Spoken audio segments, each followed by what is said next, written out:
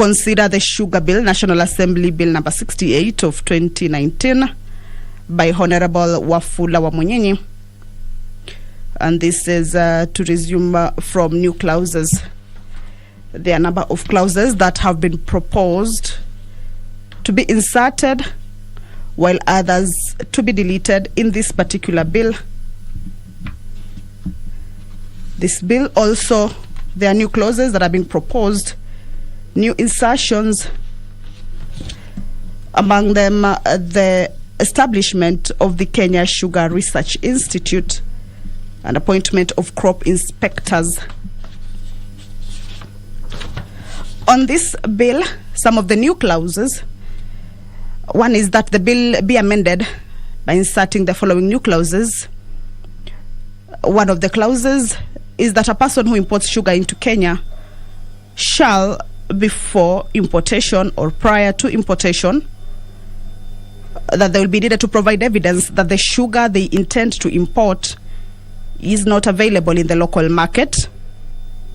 They'll also be required to provide a sample of the sugar to be imported and a pre-import verification certificate from the country of origin. And they'll also be required to obtain pre-import approval from the board. It goes ahead to say that if a person who contravenes this section commits an offense and shall, on conviction, be liable to imprisonment for a term not proceeding 5 years, or to a fine not exceeding 10 million shillings, or both. It also says a licensed sugar miller shall be licensed by the board to carry out the business of processing industrial sugar. The board shall regulate the processing of industrial sugar.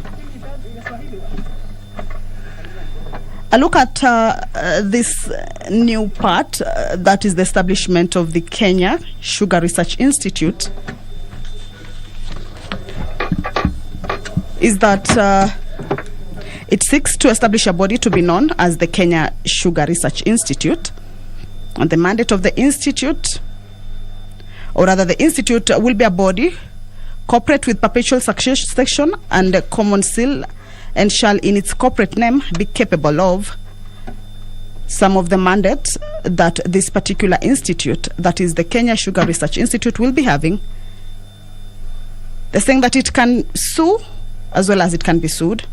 It also be required to take a purchase and otherwise acquire, hold, charging and disposing of movable and immovable property. Also borrowing and lending money, entering into contracts, and doing or performing all other things or acts necessary for the proper performance of its functions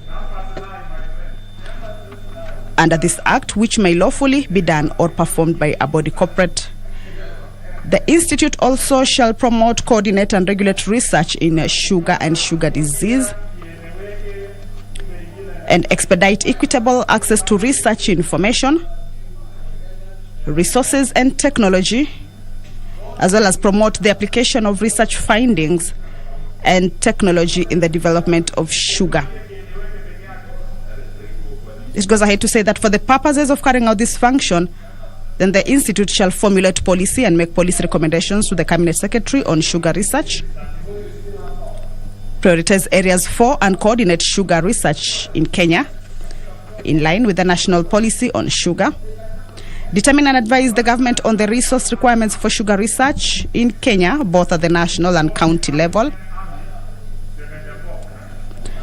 It will also be required to regulate, monitor, and ensure that all sugar research undertaken by other institutions or persons undertaking sugar research is consistent with the national priorities specified in the relevant policy documents.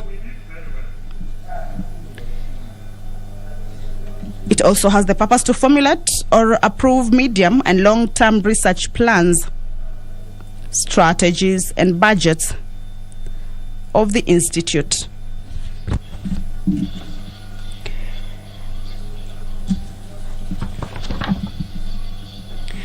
There are actually a number of functions that have been outlined for this particular institute. Those are just but a few.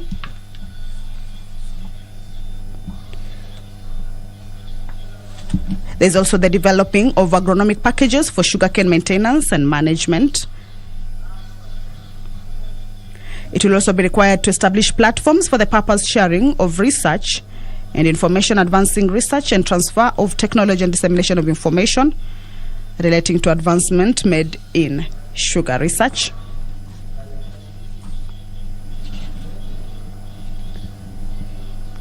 So those are just but some of the contents of the sugar bill that the House will be proceeding on a committee of the whole House to see whether they will consider or reject. Pursuant to the provisions of Standing Order 42A, subsection 5, a number of members will be asking questions, posing questions to relevant authority. The members for Tigania East, Honorable Josephat Kabebea, will be set to ask the Cabinet Secretary for Transport, Infrastructure, Housing, Urban Development and Public Works to respond to why the upgrading of Mikinduri Kunati Gatithie Road in Tigania East constituency is yet to commence over 4 years since the contract for the works was awarded. Well, I will now hand you over to the live broadcasting of this morning session. This is brought to you in conjunction with the Kenya Parliamentary Broadcasting Unit and Kenya Broadcasting Corporation. My name is Kamche Menza. Welcome. Ewe Mwenyezi Mungu ambaye kwa hekima na wema wako umeteua nyadhifa za viongozi na mabunge kwa ustawi wa jamii na utawala wa haki wa wanadamu. Twakusihi tutazame kwa neema nyingi sisi watumishi wako ambayo umeridhika kutuita ili tutekeleze shughuli muhimu za jamhuri hii yetu. Twakuomba uteremshie baraka zako sisi tuliokutanika hapa na utujalie tuyatende na kufikiria mambo yote yatakayofikishwa mbele yetu kwa njia ya haki na uaminifu, ili utukufu na sifa zako ziendelezwe na ili kustawisha amani, fanisi na heri ya nchi hii yetu na wale ambao haja zao umezikabidhi mikononi mwetu. Amen.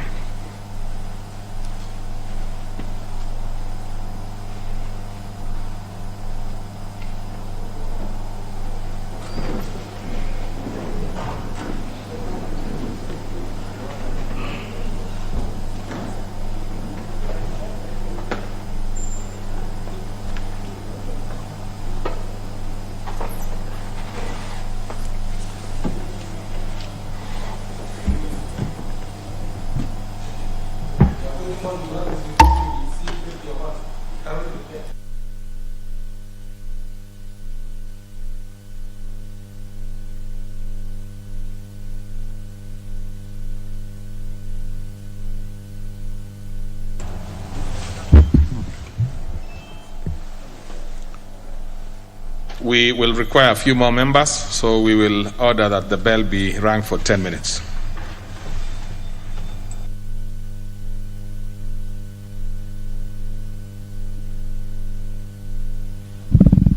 Well, the Deputy Speaker, National Assembly, Moses Cheboy, has just ordered that the bell be rung for 10 minutes so that the House can attain the required quorum to continue with the House business this morning. Deputy Speaker, National Assembly, Moses Cheboy, is the one overseeing this morning's National Assembly session. So the bell will be rung for 10 minutes to allow members to walk into the House before the House can commence its business for this morning, the 13th of October 2021. So provisions, that is pursuant to provisions of Standing Order 42A, subsection 5, a number of members will be set to ask relevant authorities some questions. On this morning, the member for Tigania East, Honorable Josephat Kabebea, will ask the Cabinet Secretary for Transport, Infrastructure, Housing, Urban Development and Public Works what measures the ministry is putting in place to ensure that the said road which is currently impassable, is urgently rehabilitated before the rainy season. This is with regards to the upgrading of the Mikinduri, Kunati, Gatithia Road in Tigania East constituency that is yet to commence over 4 years since the contract for the works was awarded. Members there slowly trickling into the house. The other question that member for Tigania East, Honorable Kabebea, will be asking the Cabinet Secretary for Transport, Infrastructure and Public Works is whether there are plans by the ministry to ensure that that particular said road is upgraded to bitumen standards.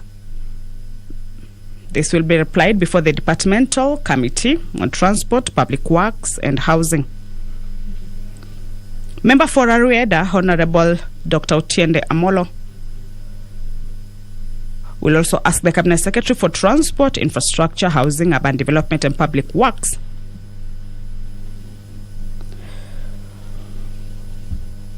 whether he could provide the status of construction of the Luanda Akado Kalandini Road and a low volume sill tamaking in Rarieda constituency, which stalled at Nyandiwa Bridge with only approximately 4.8 kilometers remaining to completion.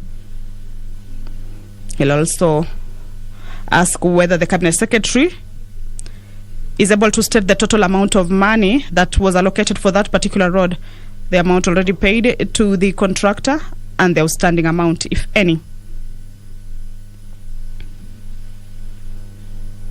Again, what action does the ministry ordinarily take against contractors who fail to meet their contractual obligations in the implementation of road projects, for instance, abandoning sites without having completed projects awarded to them? And could the Cabinet Secretary indicate the actions that could be taken against the contractor assigned to the said road who has since abandoned site?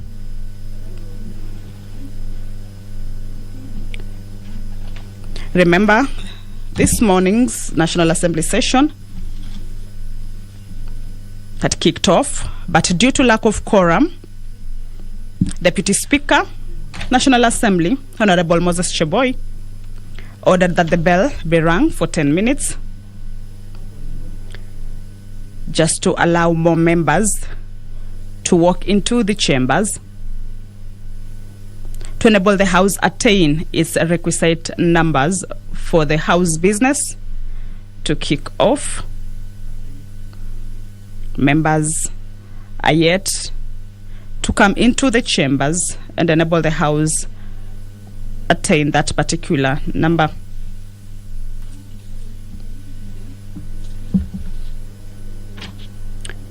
The member for Meru County, Honorable Bishop Kawira Mwangaza,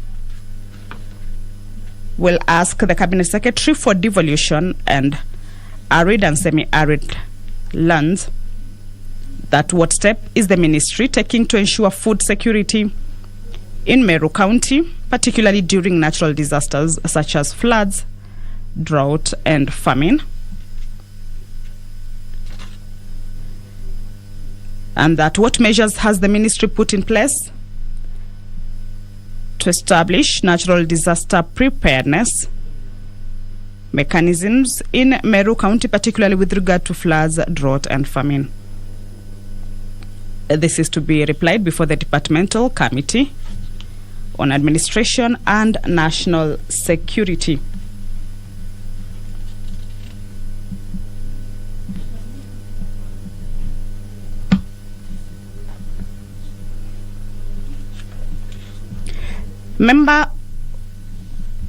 This is nominated member, Honorable Godfrey Osotsi, will also ask Cabinet Secretary for Energy whether the Cabinet Secretary could explain why Kenya Power and Lighting Company Limited is operating without insurance of critical assets under public liability with consequential loss, insurance cover, and fire and perils cover for 122 substations distributed across the country, which it says it exposes strategic public installations worth over 37 billion Kenya shillings and employees to major risks in case of accidents.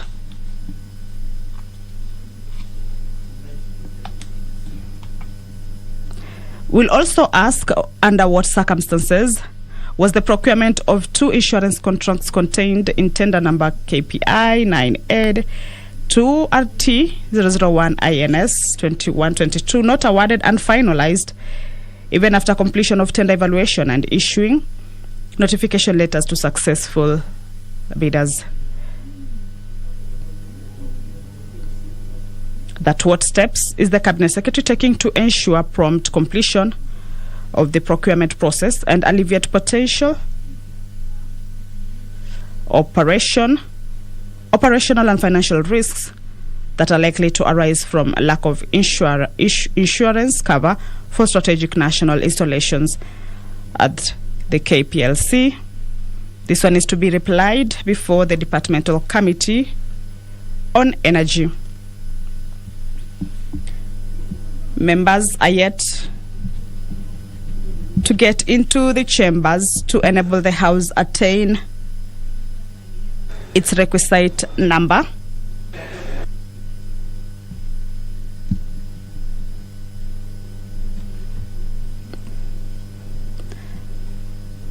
Members there slowly walking in by one to help the House reach its number that can enable the House begin its business this morning. According to the standing orders, if a quorum does not appear to be present, then the Speaker or the Chairperson shall cause the division bell.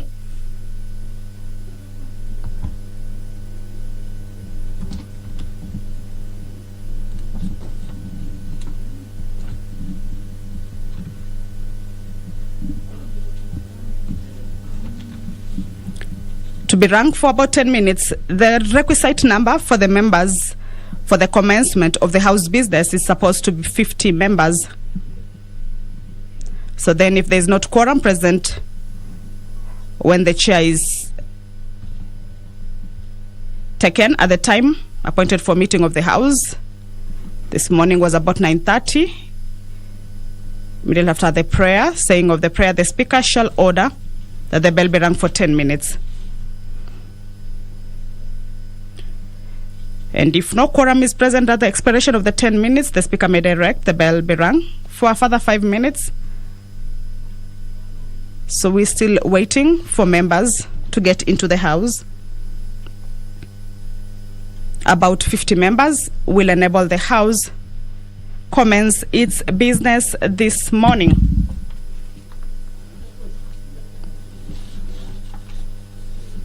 Like I told you, there are about 13 bills that once the House this morning concludes on its committee of the whole to discuss the sugar bill by Honorable Wafula Wamunyinyi, then about 13 bills will be read for the second time. A look at the Community Health Workers Bill that was done by Honorable Martin Owino.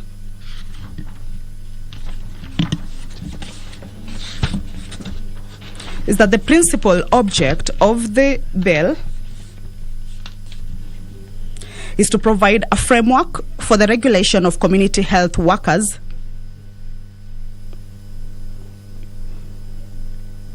The House is still empty, as you can see. Members have not taken their seats there. But we are hoping that in no time they'll manage to get to the 50 requisite number for the House to commence its business. Okay. So the health community workers... Yes, honorable members, as I said, we are still slightly short of the required numbers. So I will order that the bell rings for a further 5 minutes. The standing orders, of course, allows that. So I can see the whip is coming with a few more members.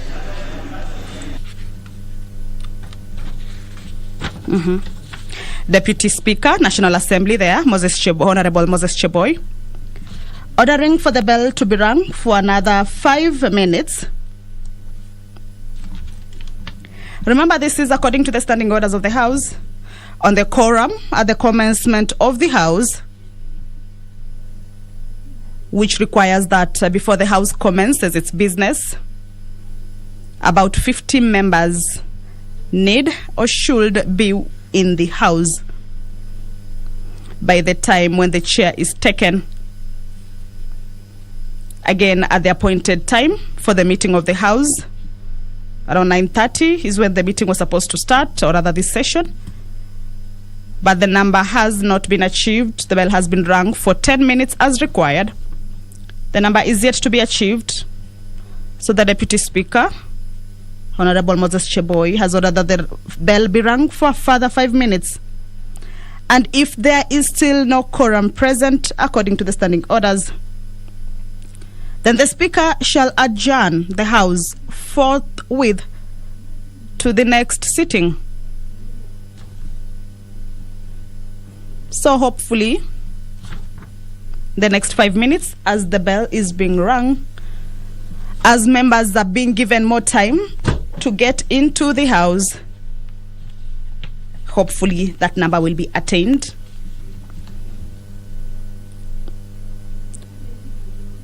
A look at the Community Health Workers Bill, National Assembly Bill number 30 of 2020 by Honorable Martin Peters Owino, which is among the bills this morning that are set to be read for the second time, is that the principal object of this bill is to provide a framework for the regulation of community health workers. The Health Act 2017 in the first schedule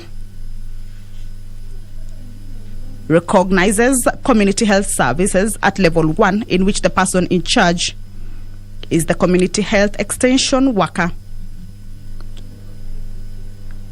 The community health workers is important as this is the health personnel. Somebody should ask the whips to come in after 3 members. The community health worker knows the homesteads in the area he or she lives and is familiar with the language of the people. By going door to door, they are able to know the people in need of various health care services. They thus help in preventive health care. However, despite their important role, the bill says that most of these workers are volunteers and, if lucky, are only paid allowances. It is therefore important to develop a framework for their recognition and regulation so that they are entrenched in the government like other professionals.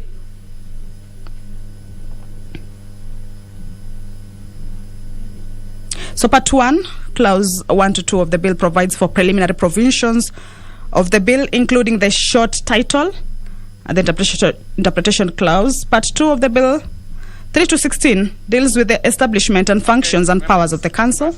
Take your seats. Let's start business. Proceed. Part 3, that is Clause 17 to 25 of the bill, deals with the registration of training and community health workers. Number 2, communication from the chair. Then there's also the discipline of community messages. So the Sergeant at Arms there has indicated that the quorum has been achieved. I'll now hand you over to the live broadcast. Welcome. Order number 6. Let me just ask the Honorable Majority Whip. Which one is it that you have? A notice. Okay. Next order. Order number 6, notices of motion. All right. Majority Whip. Thank you, Honorable Speaker. Honorable Speaker, on behalf of the Chair Committee on Selection, notice of motion, the Chair of Committee on Selection, further changes in committee membership. That Further to the resolutions of the House of Tuesday, 5th December 2017, Wednesday, 15th July 2020, 11th February 2021, and 4th May 2021, appointing members to various committees and pursuant to the provisions of Standing Order 173, this House further approves the appointment of the following members to the respective committees specified hereunder. 1. The Honorable John Munene Wambugu, MP, to move from the Departmental Committee on Justice and Legal Affairs to the Departmental Committee on Administration and National Security. 2. The Honorable Daniel Kipkoskei Rono, MP, to be appointed to the Departmental Committee on Justice and Legal Affairs. 3. The Honorable Kathoni Wamushomba, MP, to move from the Departmental Committee on Transport, Public Works and Housing to the Departmental Committee on Agriculture and Livestock. 4. The Honorable Moses Malulu Injendi, MP, to move from the Committee on Regional Integration to the Departmental Committee on Transport, Public Works and Housing. 5. The Honorable Benjamin Kadhiru Mwangi, MP, to move from the Select Committee on National Cohesion and Equal Opportunity to the Committee on Regional Integration. 6. The Honorable George Ndungu Koimburi, MP, to be appointed to the Select Committee on National Cohesion and Equal Opportunity. 7. The Honorable John Juguna Wanjiku, MP, to be appointed to the Select Committee on Implementation. And 8. The Honorable Mohammed Lokiru Ali, MP, to move from the Departmental Committee on Energy to the Departmental Committee on Education and Research. And then finally 9, the Honorable Pavel Oimeke, MP, to be appointed to the Departmental Committee on Energy. Thank you, Honorable Speaker. Very well. Next order. Order number 7, questions and statements. Under this particular order, we will be having questions, ordinary questions. Starters off is the Honorable Member for Tigania East, Honorable Josephat Kaveavea.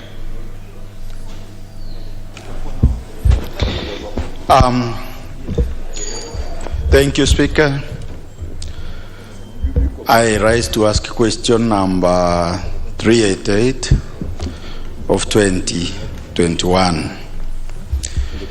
Is directed to the Cabinet Secretary for Transport, Infrastructure, Housing, Urban Development and Public Works.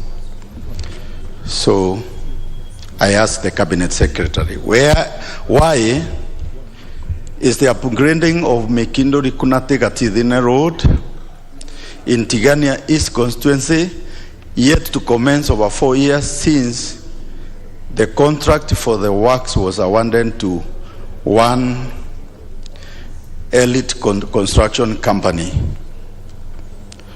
What measures is the ministry putting in place to ensure the said road, which is currently impassable, completely unmotorable, is urgently rehabilitated before the rainy season?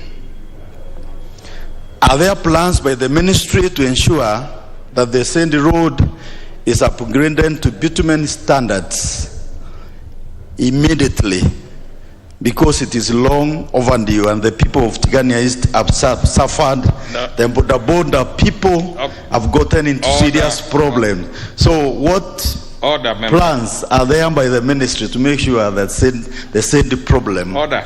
Take your seat now. You have asked the question. Please do not put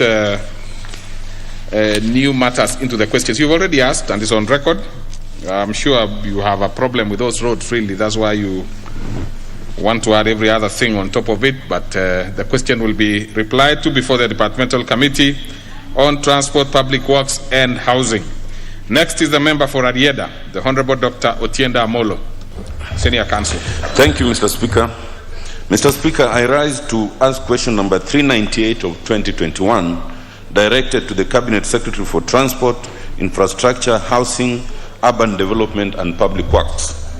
Roman 1, could the Cabinet Secretary provide the status of construction of the Luanda-Akado Kalandini Road under low volume seal tarmacking in the Rieda constituency, which told at Nyandiwa Bridge with only approximately 4.8 kilometers remaining to completion? Roman 2, could the Cabinet Secretary state the total amount of money that was allocated for the road, the amount already paid to the contractor, and the outstanding amount, if any? Roman 3, what action does the ministry ordinarily take against contractors who fail to meet their contractual obligations in the implementation of road projects? For instance, abandoning sites without having completed projects awarded to them. And could the Cabinet Secretary indicate the action to be taken against the contractor assigned to the road who has since abandoned site? Roman 4, could the Cabinet Secretary state the measures that the ministry has put in place to ensure that construction of the said road resumes as soon as possible and that the project is completed, and state the revised completion timeline? Thank you, Mr. Speaker. Very well, that's the ideal way of asking questions. Many members always indicate the different Roman numbers as different questions. So the senior counsel has done it very well. So that will be replied before the Departmental Committee on Transport, Public Works and Housing. The next is a member for Meru County, the Honorable Bishop Kawira Mwangaza.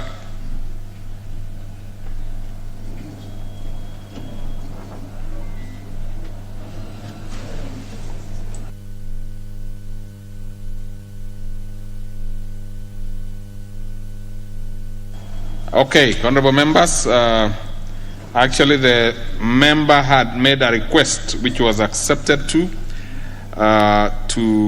defer this particular question. So I defer that particular question to another opportune time.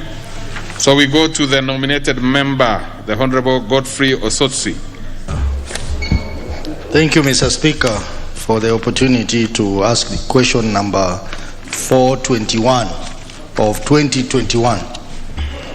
This question is directed to the Cabinet Secretary for Energy, and it reads, Roman 1, could the Cabinet Secretary explain why Kenya Power and Lighting Company Limited is operating without insurance of critical assets under public liability, in brackets, with the consequential loss insurance cover and fire and peril cover for 122 substations distributed across the country, thereby exposing strategic public installation worth over Kenya shillings 37 billion shillings and employees to major risks in case of accidents.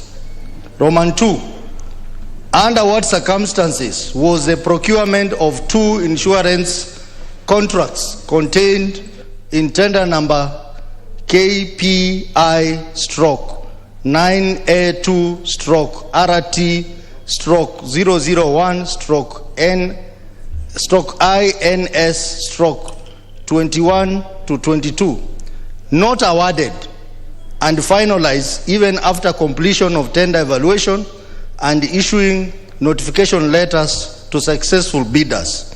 Roman 3, what specific steps is the Cabinet Secretary taking to ensure prompt completion of the procurement process and alleviate potential operational and financial risks that are likely to arise from lack of insurance cover for strategic national installation at Kenya Power and Lighting Company?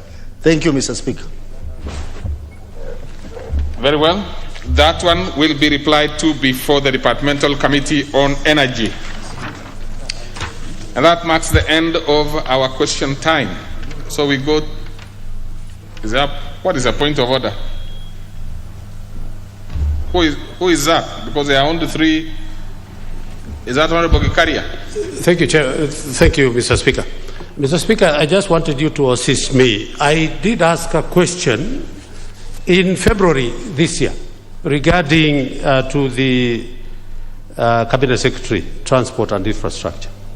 Honorable Speaker, one of the issues was about roads being done by Kura in my region without public participation, and that was a sense of the question. To date, it is still continuing, that they are just doing roads without even engaging the public to identify which roads. Honorable Speaker, I would really want to get the committee as to why this question has never been answered since February this year, Honorable Speaker. Now, Chair, Transport, Departmental Committee on Transport, Public Works.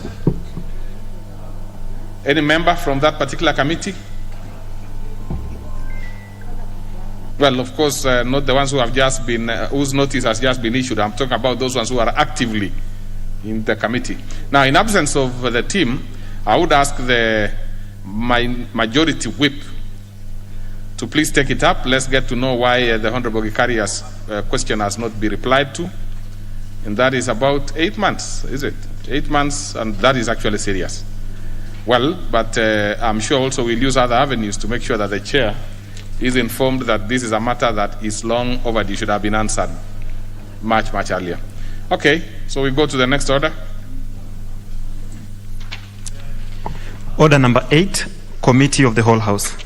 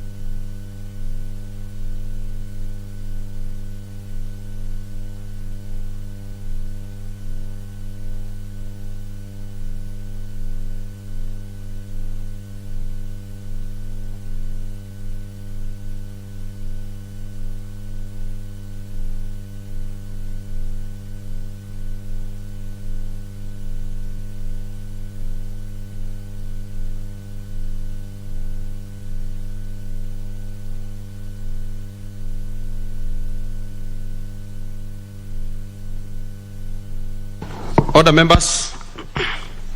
We are now in the Committee of the Whole. The Sugar Bill, National Assembly Bill number 68 of 2019 by the Honorable Wafula Wamunyinyi, MP. Now, we are resuming, last time we did clause 3 to clause 38. So, we are now moving. We'll be starting with the new clauses, actually. So, yes, what is it? That should be Honorable Washieri. Thank you, Chair. Chair, in as much as we have moved that far, up to clause 38, we had some clauses that we had not resolved, Chair. And this, I'm speaking on behalf of Honorable Oundo, who had pointed out some typos in clause 36, and he was very specific. But we left this matter hanging. But under Standing Order number 152, Sabat 3, I think it gives us a solution on what we need to do. Because the Standing Order is very clear, and it reads, at any time before the certification of the bill, the Speaker may correct formal errors or oversights therein without changing the substance of the bill, and thereafter submit the bill to the President for assent. And I was thinking, Honorable Chair, that I think this would be the best time for us to point out so that we can have this corrected. And it was mentioned. I hope. Yes. And the errors in this case, Honorable Chair, is in clause 36, as proposed by Honorable Oundo, was in line 1, there is a repetition of this. It was repeated twice. And then subject to subsection 2, the subsection 2, which was referred to, is no longer in the bill. I thank you, Chair. Yes, Honorable Sherry, that is fair enough. Actually, as you have rightly said, the Speaker, which is fairly administrative, when there are typo issues and typographical issues, that is actually resolved at the clerk's office. And it is good you are pointing it out, and it was pointed out last time. And that is fairly administrative. But when there is an issue on a clause that has been dealt with, that is substantive, and that requires the House to relook on the clause, that's why we have the recommittal. And I'm actually aware, I think there are 2 clauses that will be subjected to a recommittal later on. But on the typos, you are right. And you have gone on record again on the same. That will be dealt with at the clerks and administrative level. But it's good that you're on record again on the same. So, honourable members, we shall proceed with the new clauses. New clause 4A. We shall have new clause 4A. The mover. Who is the mover? Yes, Honourable Chair for Agriculture, Honourable Tiren, you can move for the second reading of the new clause. Thank you, Chair. I beg to move for the second reading, clause 2 of the new bills as it is in the order paper. The bill be amended by deleting clause 2 and substituting therefore with the following. Sorry, not clause 2. It's supposed to be in clause 4. Sorry for that. For clause 4A. Clause 4A, not clause 2. Clause 2 will come at the end. The new clause, sorry. I beg to move the new clause that the bill be amended as it is on the order paper. Then I go direct to the justification of the new clause 2.4a. Not new clause 2.4a. It is actually new clause 4a specifically. You can just because it is already outlined in the order paper. What the members will be waiting for is the import or the rationale of the new clause, so that you carry the members along. Okay. New clause 4a. That is it, huh? Yeah. The justification of the rationale is that the county governments have been assigned functions related to the agriculture and trade in agriculture under the 4th schedule of this constitution. It is therefore imperative to assign specific roles and functions to the county government. The new clause 4a therefore assigns those functions to the county government as proposed in the new clause 4a, paragraph A to E. Honourable members, I propose a question that new clause 4a be now read a second time. Honourable members, yes, Honourable Oresan Kok, you can have one member, then we make progress. Honourable Speaker, if you can see 4AE, establish an efficient, that is the county government, establish an efficient road network for the movement of sugarcane, delivery of other services and general development of the sugar industry. We know our constitution prescribes very well which roads are for county government. Now sometimes the sugar belt can be within those roads that are within the national government. Now will they now maintain all the roads that are next to any sugar plantation or sugar factory?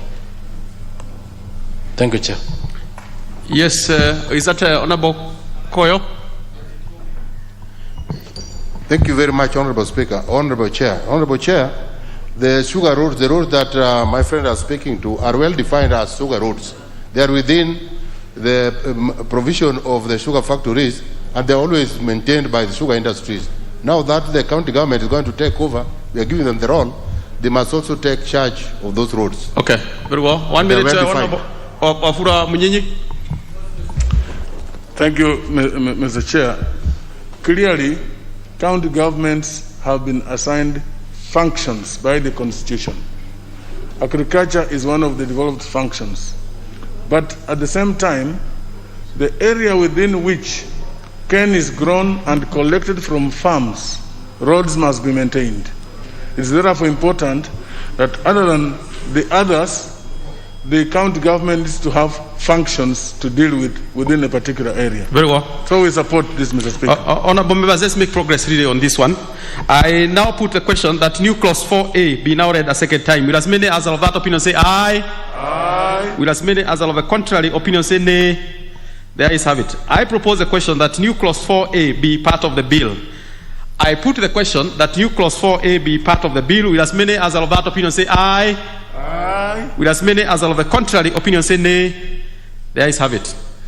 New clause 5A. Mover, please move the second reading of new clause 5A. Honorable Tiren. Thank you, Chair. I beg to move clause 5A for the second reading as it is on the order paper. That the bill be amended by inserting the following immediately after clause 5. After clause 5. Then I go direct to the justification. The rationale for the new clause 5A. There is need to provide for a duration within which the board member can serve. The provision provides for the term of the board as being 3 years. Thank you.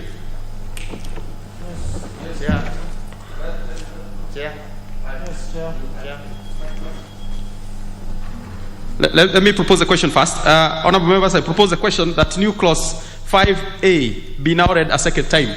Honorable Chris.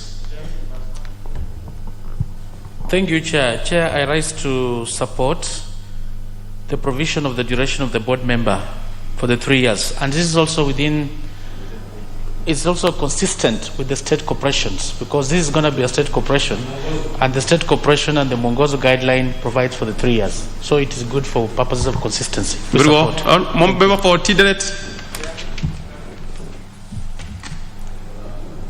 Yeah.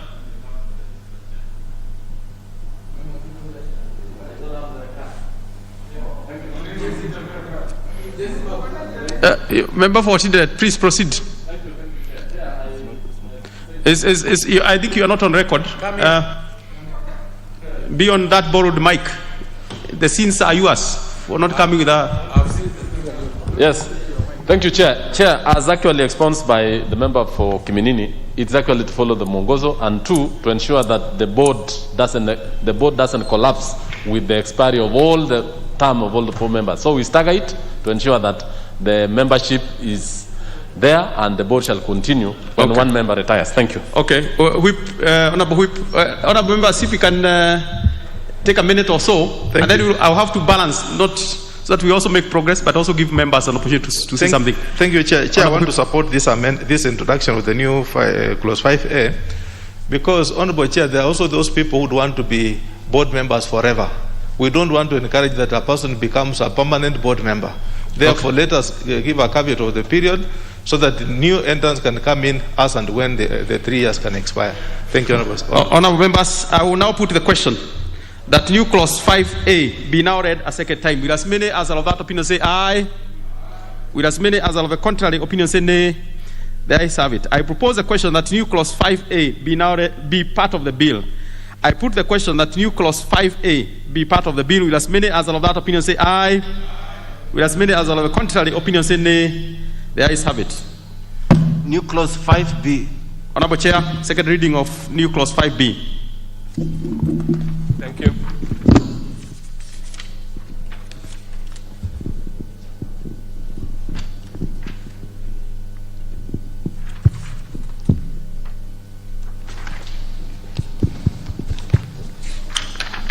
Thank you. I beg to move for the second reading new clause 5B as it is on the order paper. The rationale, let me go direct to the rationale on that. The intention of this clause 5B. There is need to provide for a vacation of office for the person serving in the board. These are in terms where one is unable to discharge the functions. Instance where one is unable to discharge his functions of the office. Thank you. Honorable members, I propose a question that new clause 5B be now read a second time. Yes, Honorable Udo. Chair, in principle, I support the amendment, the proposed amendment. However, we seem to have either left out a very critical aspect concerning if a member is declared unable to hold office by virtue of the Chapter 6 of the Constitution and relevant legislation. Probably this is an area we ought to have picked so that we make it tidier and cleaner. But as it is, it's okay. Save to only now the issue of number D is convicted of a criminal offense and sentenced to a term. I suppose that is okay. But just the missing out that particular aspect in relation to ethics and integrity chapter of the Constitution could be a big problem. Okay. Thank you, Chair. Let's have honorable. Yes, let's have honorable. You don't have your card. I can't trace you on. I don't have. Proceed. You have the mic. You still have the mic. Okay. Although.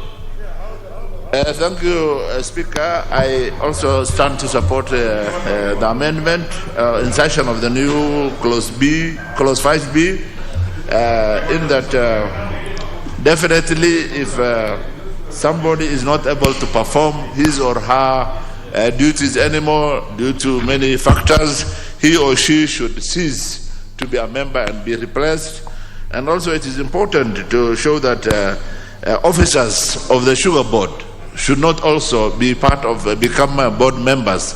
So in that I support the insertion of clause 5B as it is in the order paper. Thank you. Honorable Pukose.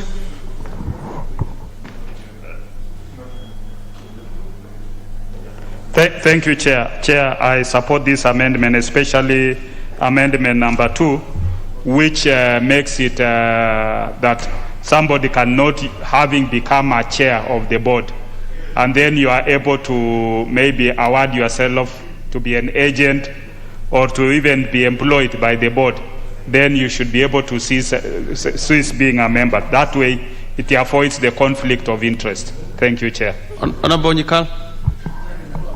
Chair, I rise to support this, but I have a problem with D.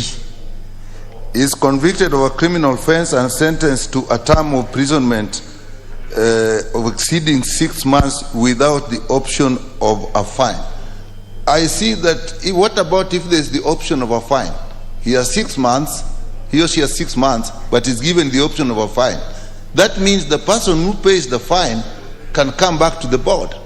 In my mind, I think it should be 6 months with or without the option of a fine, so that once you have been actually convicted and sentenced to more than 6 months, you cannot be a member of the board. So I would ask maybe the chair or the mover that we do further amendments there and say with or without the option of a fine, or just say not exceeding 6 months, full stop. Okay. I would really see, because then there would be some discrimination there. Let's hear Honorable Afuro Munyinyi, and I'll come back to the chair. Chair, it's the same thing I wanted to raise. I think it's a matter of concern. If you notice, all past proposals, legislation that we have done, there has been that gap. And we need to sort this out so that it doesn't appear like when you pay a fine, even if you are convicted for a criminal offense, and you pay a fine, you go back to your station. That, I think we need to correct that, Mr. Chair. Thank you. Okay, I hope that, Chair, you are taking note of what the members are saying, because I'll come back to you, because they are raising a fair point. Honorable Kilonzo. Chair. As a member, as a chair, organizes his thoughts to... Chair, we don't legislate the obvious. When somebody dies, he's already dead. So you don't need to put G. So I think we should treat that as a type also. Because once you're dead, you're dead. So you don't legislate the obvious. That's why you don't legislate to say at this time you can go to the toilet and all that. So I think G should be treated as a typo and we remove it. Well, when they die, indeed. When somebody is dead, is dead. I'll give the final one, then we have the chair. Honorable, yes. You also don't have a card. Chair. Honorable Sotsi. Chair, the reading of this amendment leaves out a very fundamental issue. Because if you look at the appointment, it is the Cabinet Secretary gazettes the members of the board. what happens when the same cabinet secretary is unhappy with some of the members of the board? It is not, the gazettement is not listed as one of the reasons of a member ceasing to be a member of the board. I think it will be clean if we say the gazettement by the cabinet secretary, because there will be moments where the cabinet secretary will feel someone has to be sacked. So that particular member can be degazetted. It is not listed. So by dint of this amendment, it means that one can be appointed by the cabinet secretary, and it will be very difficult to remove him or her from the board membership. But Honorable Sosi, I don't know, but do you want to give a person in the name of a cabinet secretary the latitude to gazette and degazette? Isn't the gazettement based on the issues raised, the 1 to A to G? Chair, since you have given him the latitude to gazette, you should also give him the latitude to degazette. Well, you have there are moments where it will be tenable for you to degazette a member of the board. Fair enough. Of course, under some conditions. Chair, please. We must make progress. I wanted to give one of my members. Oh, you want to give? Yes, Honorable Mary, yes. Is that one of your members? Yes, please. And we must make progress on this. Yes, thank you, Chair. We are making progress. I thank the Chair for giving this chance. I think if we allow the Cabinet Secretary to gazette, actually we are usurping the power of the people. It is the people who elected the board, and the Cabinet Secretary has no role. His duty is to gazette, so that the board shall act independently. So if we are going to insert that issue, what Honorable Osotsi is saying, Chair, I think it will actually water down the whole issue of the sugar board. And I think that is exactly the same thing we did in tea board. But I support, because all the issues that we have been raised is actually removing and doing the typos, and everything will be okay. I thank you, Chair. Chair, I support. Chair, please, you have the space now. Thank you. Based on what some members raised here. Thank you very much, Chair, for that opportunity. And I think members have talked very well. And I would agree. And also what Melly has said, it's very clear. Let the board decide.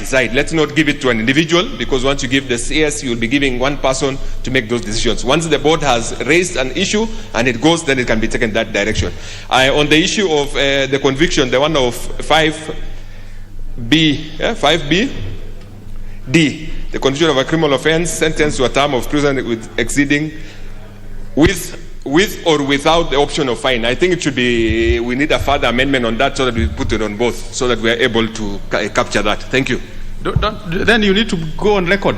Do it so now. I have to do a further amendment such that it's going to read this way, that D will be is convicted in a criminal offense and sentenced to a term of imprisonment of exceeding 6 months with or without the option of a fine.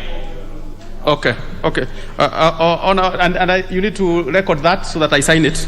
But honorable members, I put the question that new clause 5B be now read a second time. Will as many as are of that opinion say aye? Will as many as are of a contrary opinion say nay?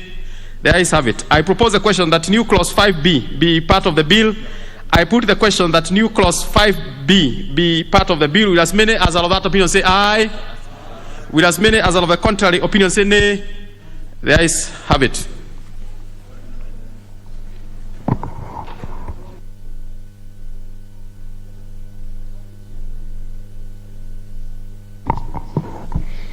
New clause 7A. Honorable members, Honorable Chair, new clause 7A. Thank you very much, Chair. I beg to propose for clause 7 for read a second time. The bill be amended as inserted in the following new clause immediately after clause 7. The justification of the rationale of clause 7A. The new clause 7A gives powers to the board to establish committees for efficiency purposes. This is still in line with the Mwongozo guidelines. This is to ease the operations of the board where matters are considered by the committee before consideration by the board. Thank you. Honorable members, I propose a question that new clause 7A be now read a second time. I'll give members who haven't spoken on this. There is a member at the far end. Emaniko, please. Well, there are members who are interested and they haven't spoken. I'll give them a chance. Thank you, Chair. I rise to support this amendment. This is very good for ease of work and even efficiency, because committees will be able to handle specific tasks in detail. Thank you. Very well. Yes, let's have Honorable Oudo. Chair, the amendment is right and it's the normal practice nowadays. However, there could be some mischief, not want to call it mischief as such, but probably a misuse under our subsection 2, where it allows the boards to co-opt to sit in the committee, establish and such other person whose knowledge and skills are necessary for the performance of the functions of the board. Some of those skills are basically management. I'm not so sure what's the impact or the importance of this, other than to find your friends and colleagues or outside there to come and sit for the purpose of earning allowances. But probably as it is, we can leave it to go that way. But this area is a mischief there. Honorable members, I will put the question that new clause 7A be now read a second time. Will as many as of that opinion say aye? Will as many as of the contrary opinion say nay? The ayes have it. I propose the question that new clause 7A be part of the bill. I put the question that new clause 7A be part of the bill. Will as many as of that opinion say aye? Will as many as of the contrary opinion say nay? The ayes have it. New clause 9A. Chair. New clause 9A. No, clause 9 or 10? Clause 10. New clause 15. Unless it should be new clause 15. Just check. 15 is a new clause, if I'm not wrong. New clause 15A. Yeah, correct. Wait. Just check.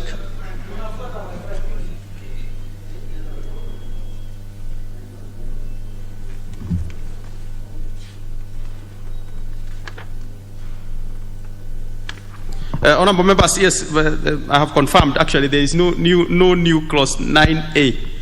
Although in the schedule here it is actually new clause 15. No, 15. New clause 15A. Yeah, new clause 15A.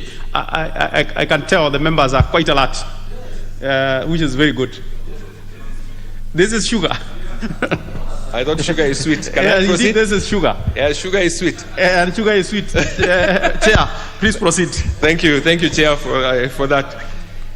I beg to move that new clause 15A be put the second time as it is on the order paper.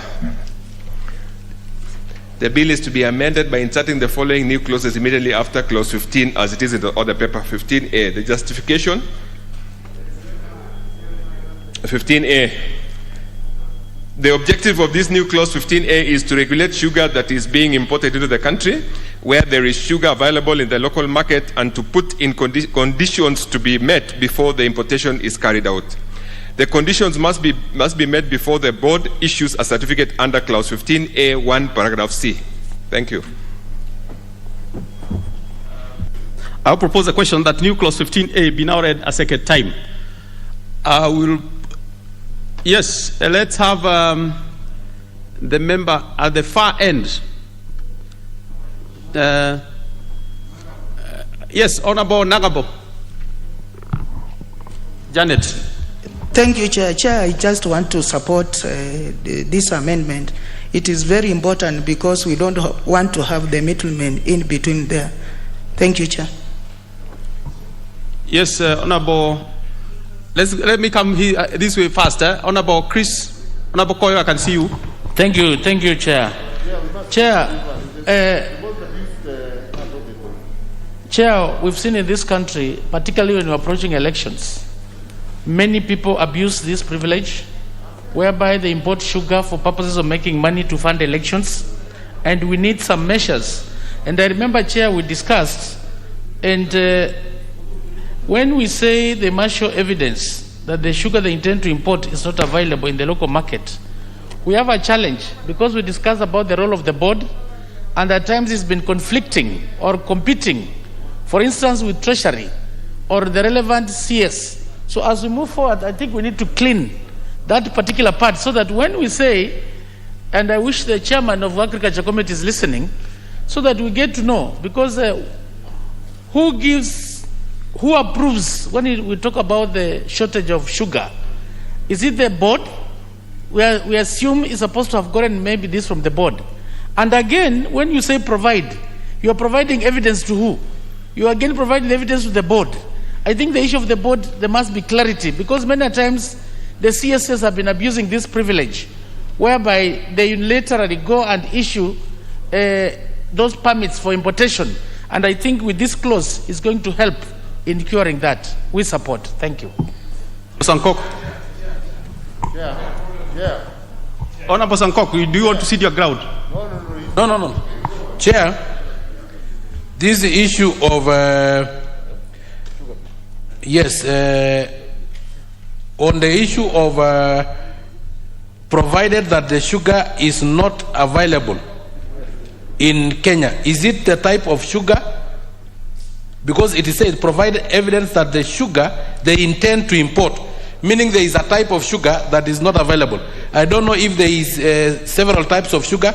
I think we should only say provided that the sugar is not available in Kenya. Otherwise, they may create artificial shortage of a certain category of sugar, because sugar is sugar in any case. Okay, let's first hear from Honorable Tum Chebet. You need the mic. Honorable Tum Chebet. Yeah, Chair, there is need to regulate the sugar which is entering the country, so that, Honorable Chair, we need a sample need to be given so that we don't drink mercury, and we need to know whether the said sugar is not in Kenya, so that we don't kill the sugar industry in Kenya and we don't kill our own manufacturers if the same sugar is to enter our country. Thank you, Honorable Chair. Okay, yes. Before I come this way, let me give to Honorable Koyo. 1 minute each. Thank you very much, Chair. Chair, this is the most controversial part of this bill. Sugar is always imported at the behest of important people, carelessly, even without evidence that there is shortage of sugar. Yes. So we must make this version very difficult for those who intend to import sugar. They must be given evidence that sugar is lacking, and that must be made public. And if sugar is imported, there must be evidence when the importer is bringing in sugar, and so that those who are able to monitor can monitor the ship and be able to know how much when it finally arrives. It is not something you can just leave carelessly in the hands of sugar board. Okay, let's hear Honorable Pukos. I'm sure the chair, you are taking note of what the members are raising. Honorable members, I'm lingering a bit here because it is important. Chair, thank you. Chair, I would want to persuade the chair to make a further amendment, because when you look at 15AB, provide a sample of the sugar. Whom are you providing the sample to? So I would want him to say provide a sample to KEPS, because KEPS is the one that keeps the standards. So provide the sugar, provide a sample of the sugar to be imported to KEPS, and pre-import verification certificate from the country of origin. Whom are you giving that pre-import certificate? Because it has to be clear. You remember the issue of the mercury sugar. Was it now is KEPS the one which is responsible, or it is the government chemist? Because that has to come out very clearly. So I would want that if this you provide it to KEPS, the sample should go to KEPS, because KEPS is the one that gives all the standardizations. Then that sugar will be deemed to be standard sugar that can be imported. Let's hear Honorable Murigi. We haven't heard from Honorable Murigi. Thank you, Chair. Chair, I raise to support this amendment. Chair, there is importance of providing the evidence that the sugar, the sugar is intended to be imported, because some of the importers, they take advantage of our market, Mr. Speaker, even when the sugar is there and is enough. Secondly, Mr. Chair, I would like to concur with my fellow members, whereby we ought to strengthen B and C, where the evidence or the sample of the sugar which is being provided is provided to the CAPs or the ones who are supposed to standardize. Then C, obtain pre-import approval from the board or from the country of origin. The bond, or maybe where that pre-import is supposed to be given so that it can be verified. From Honorable Afura Mnyinyi, I can see the chair is still consulting. I'm giving him time. I'll come to you, Whip, but I'm giving Chair, chance so that the chair consults. Honorable Afura Mnyinyi, please. Import of sugar, Chair, has not been properly regulated in the past. In fact, if you saw the report, the last report of investigation from government chemists, from the laboratories, about the sugar that had been imported, which was said to be unfit for human consumption, it was because of the failures. And it is important that this is dealt with at this time so that we prevent such from happening. In fact, Mr. Chair, the only issue which I think we may have to note is make provision, clear express as to where the testing can be done. If it is KEBS, let it be KEBS. If it's government chemist or both, Mr. Chair, because there is no harm. So long as an arm of government that is responsible for this is tasked to do that assignment. Thank you, Chair. Honorable Whip. Thank you, Chair. Chair, I want to agree with the amendments as proposed by the Chair, and also that further amendment sought by the Honorable Dr. Pukose, because it's very important to be specific to which board are we going to submit. But Chair, I want to insist on the amendment 15A, Part A. The evidence that the sugar they intend to import is not available in the local market. Honorable Chair, there is this habit where unscrupulous business people create a vacuum in form of sugar being not available. So it's important we tighten that loophole so that they don't import sugar, yet when you go to Nzoia Sugar Factory, the stores are full. When you go to Butali, the stores are full. Let us ask them to produce evidence that the sugar they want to import is not available. Honorable Sheri.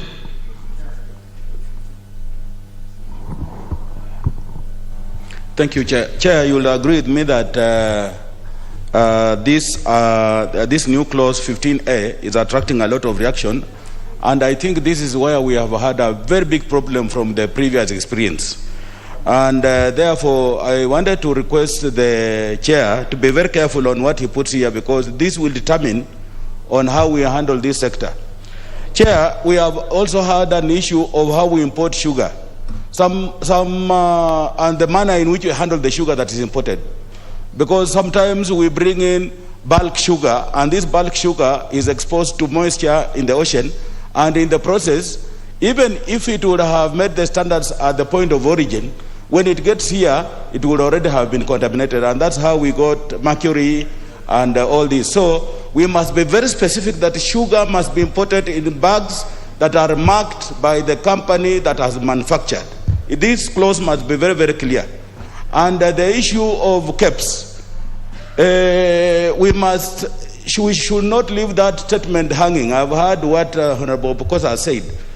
It must be approved by Kenya Bureau of Standards. It should not just be the issue of issuing certificates or whatever, but it should be approved by the Kenya Bureau of Standards before it's imported. Okay. Thank you, Chair. Chair, let me know when, Chair, you have consulted enough, because we also can't be on this clause forever. Let's hear from this side. Honorable Udo.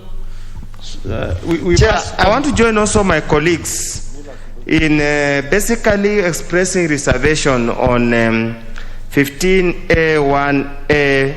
I think B has already been indicated. Ordinarily, there should be one of the mandates or the functions of the board is to monitor the sugar industry.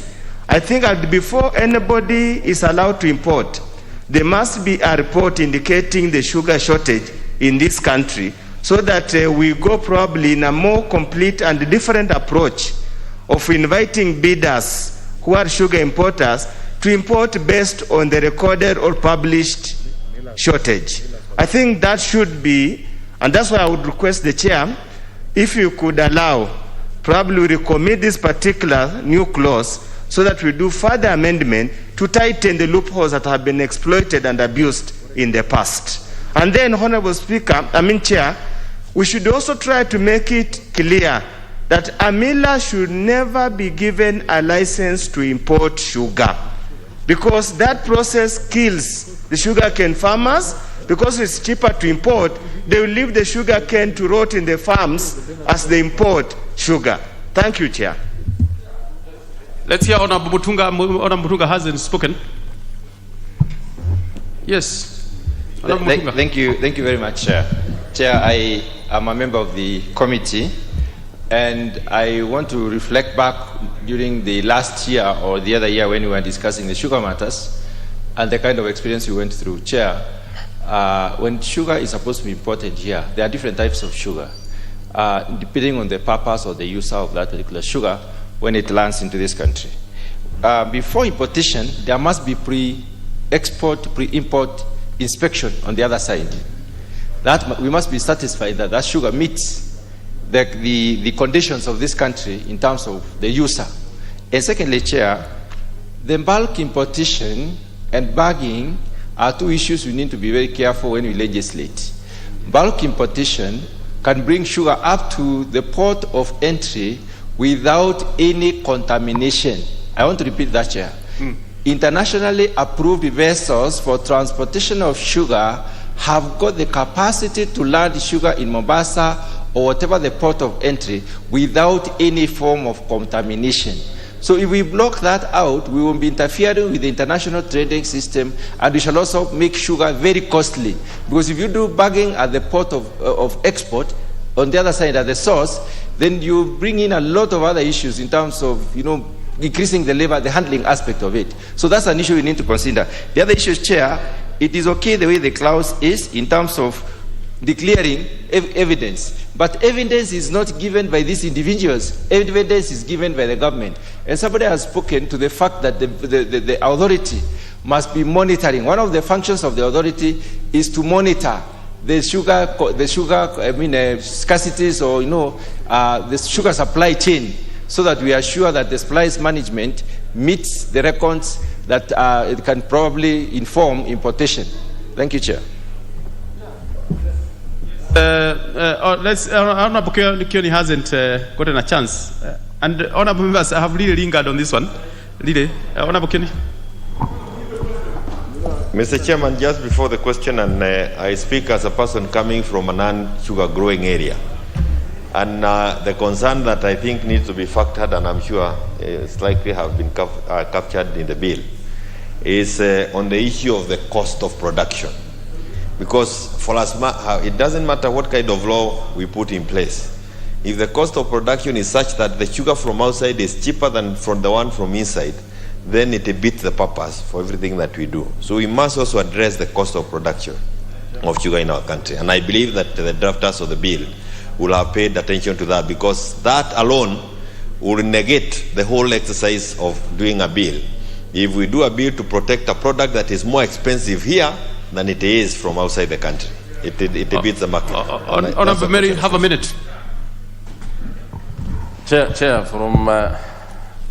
from the onset, I support this amendment, but I want to ask my ranking member, Honorable Kioni, that as much as our local sugar, ranking member, our local sugar is expensive in other parts of the world, governments protect the interest of the citizens.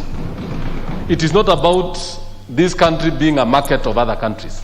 So, Honorable Chair, I just go straight to the point that What Honorable Undo just indicated, and I want to ask the chair that we do a further amendment, that a miller should not be allowed to import. And on this basis, Chair, I come from sugar growing areas. We know of a number of millers who just build very small factories. They will just pick around 600 tons of sugar. Then their whole business is to import sugar. So that by the end of the day, I think you saw something that was viral in the media a few weeks ago. It was in my constituency, where there was a fleet of tractors along the road, and these tractors were queuing, and the miller is picking 150 tons of sugar per day. Tons per day. If you understand that, Chair, Chemelil Sugar Company used to have 4,000 tons per day. Now an individual says he's a miller and he's only taking 150 tons per day. Another one is taking 400 per day. Then he says he controls 40% of the market. From where? So in this case, we must stop the miller from importing and have somebody else who is different to import, because if we allow the miller to import, by the end of the day you'll realize that the farmer, the miller will stop the business of manufacturing and now engages in what Honorable Kion was saying, go and import the cheap sugar. So, okay. Honorable Chair, I ask that the committee chair looks into this again, and then we can actually tighten the loophole and save the farmer. I thank you. Honorable Chair, you have the space now. You have spoken.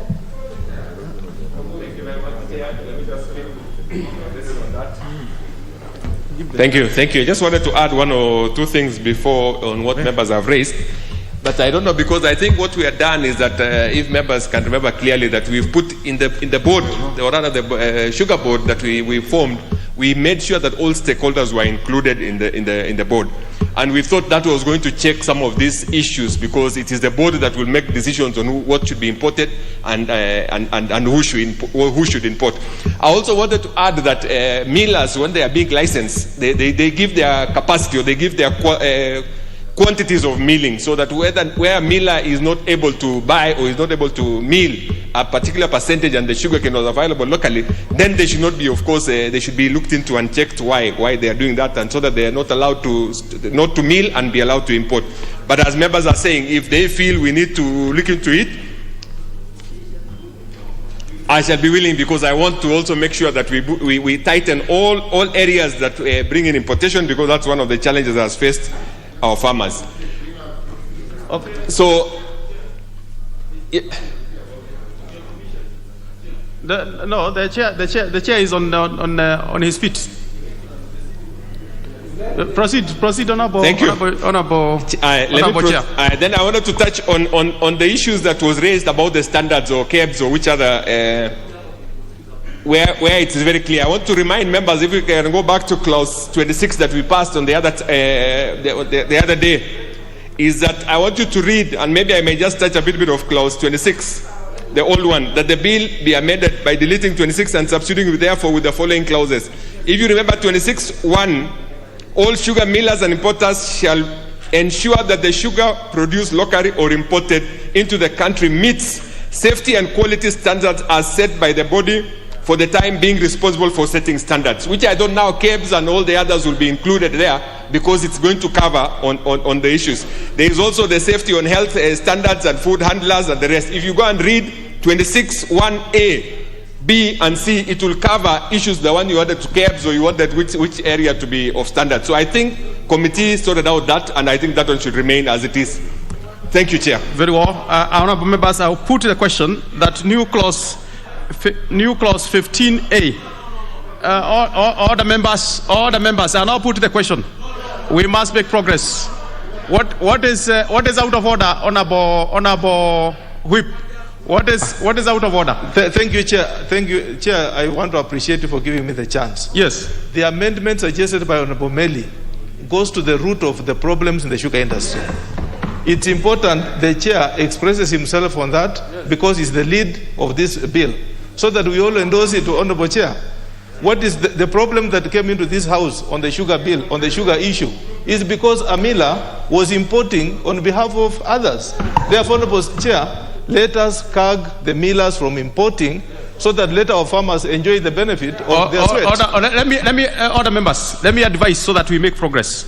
Honorable Whip, you know the standing order. There is nothing that stops you from recommitting, and then you get a bit of space to talk and negotiate and agree. So nothing stops us from doing a recommittal at some point, so that then members get an opportunity to discuss this even further.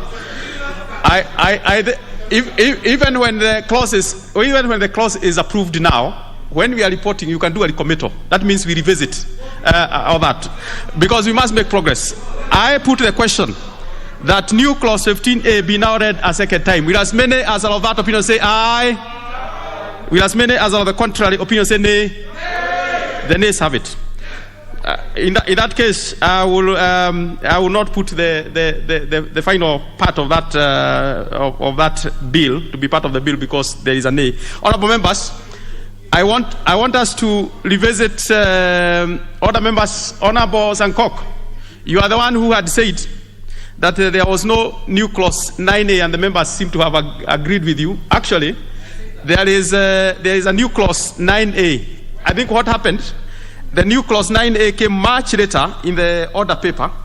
Actually, it's in page 1277. And it was not proposed by, the proposed amendment is not by the chair, it's actually by Honorable Wafula Munyinyi.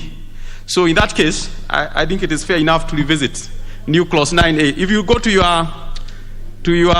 order paper, page 1277, it is there. So we shall revisit that, then we give Wafula Munyinyi an opportunity. Please. New clause 9A. Honorable Wafula Munyinyi.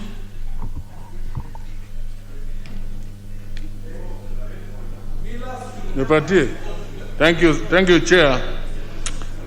This is for members who have not spotted it. It's page 1277. Page 1277.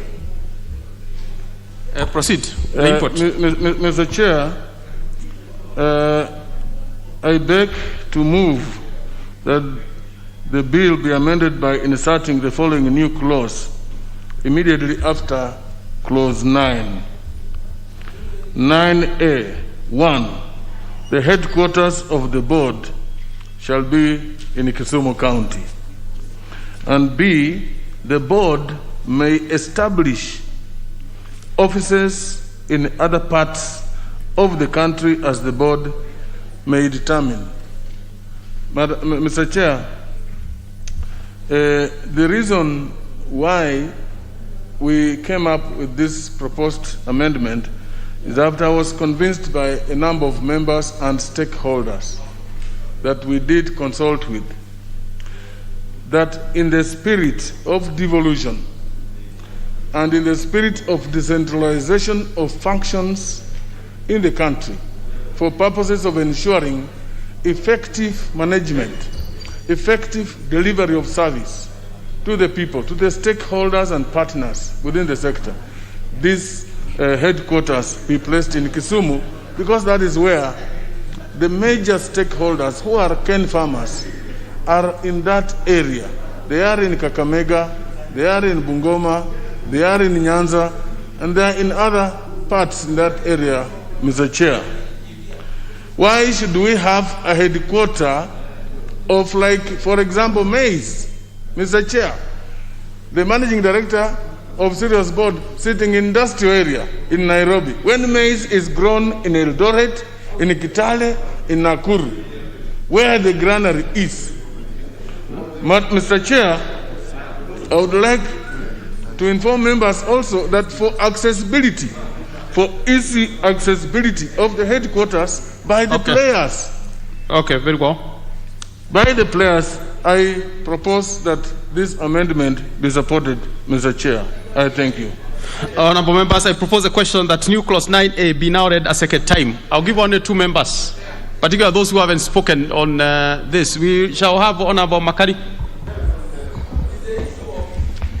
Yeah, thank you, Mr. Chairman. Mr. Chairman, while I support that amendment, that new clause, I think, Mr. Chairman, I have reservations about the board having offices in other regions. Mr. Chairman, the work of a board is strategic direction to the organization. I have no problem with it being in Kisumu, but a problem with it being given the chance to introduce other offices.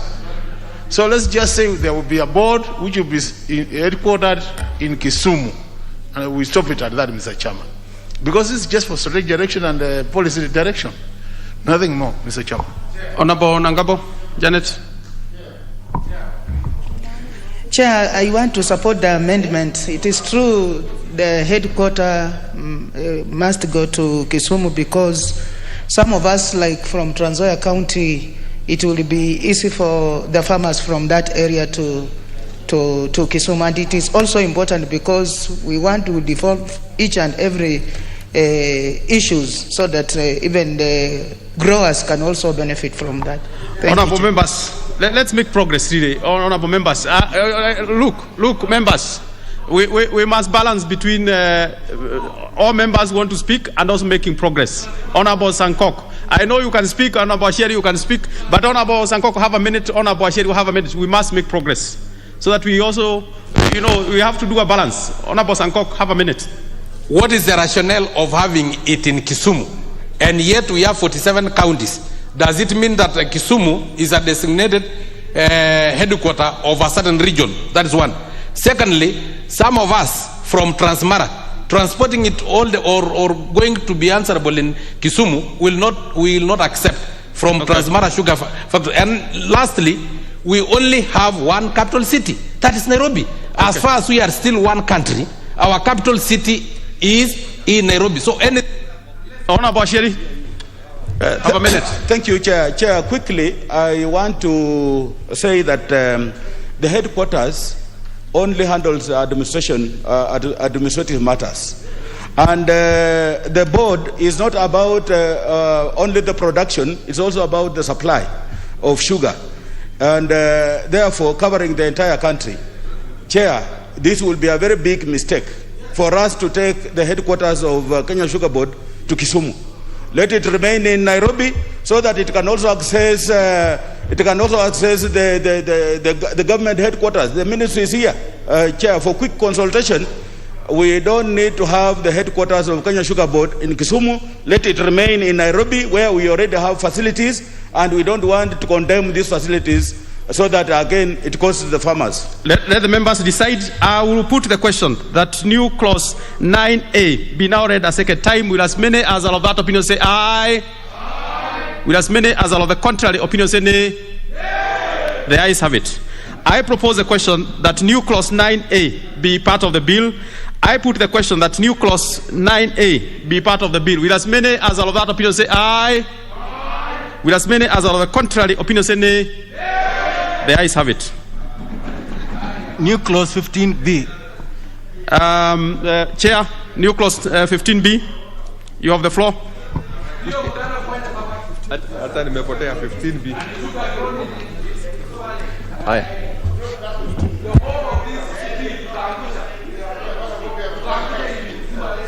Chair, proceed, please. Thank you, Chair. Aye. New clause 15B, I think that's where we are. New clause 15B, as it is on the order paper, I beg to move new clause 15B as it is on the order paper. The justification. The purpose of this amendment is to ensure that industrial sugar is regulated through licensing by the board to avoid instance where industrial sugar is found at the table of consumers. Thank you. Honorable members, I propose a question, new clause 15B be now read a second time. I put the question that new clause 15B be now read a second time. Will as many as all of that opinion say aye? All the members, you have to vote either way. I will put the question again. I will put the question that new clause 15B be now read a second time. Will as many as all of that opinion say aye? Will as many as of the contrary opinion say nay? The ayes have it. I propose a question that new clause 15B be part of the bill. What is out of order, Honorable Kilonzo? Chair, I think in as much as we want to finish this business, I think we also need time also to look at. There are so many errors. Like now, 15B1, even in English, when you say a licensed sugar miller shall be licensed by the board, and there's already a license.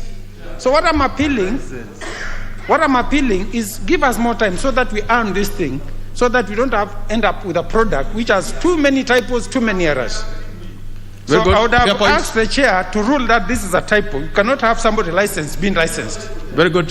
Very good. That is a typo. I think, Honorable Kilonzo, that is good. You have noted that. I will do a balance between having members speak, but also making progress. I will do that balance so that the members get an opportunity to speak, but also we make progress. So just to conclude on that, I will put the question that new clause 15B be part of the bill. Will as many as of that opinion say aye? Will as many as of the contrary opinion say nay? The ayes have it.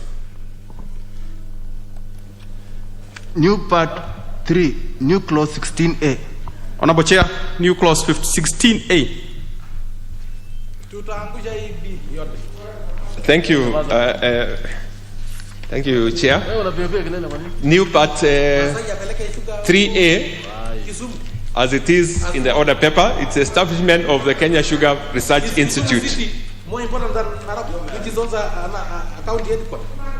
Let me go direct to the justification. Yes. Thank you.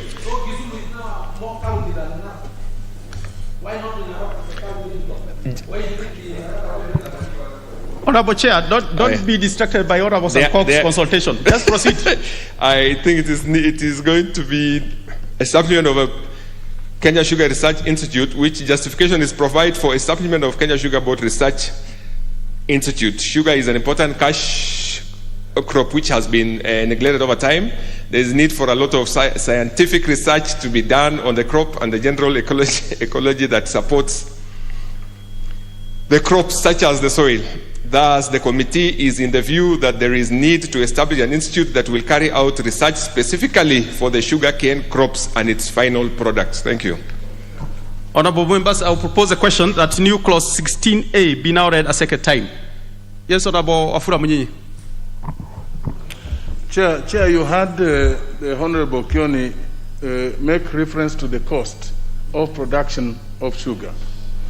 One of the things that we must do is to enhance research, come up with varieties that will mature within a short time, varieties that would ensure that we get more sucrose and therefore more sugar, Mr. Chair.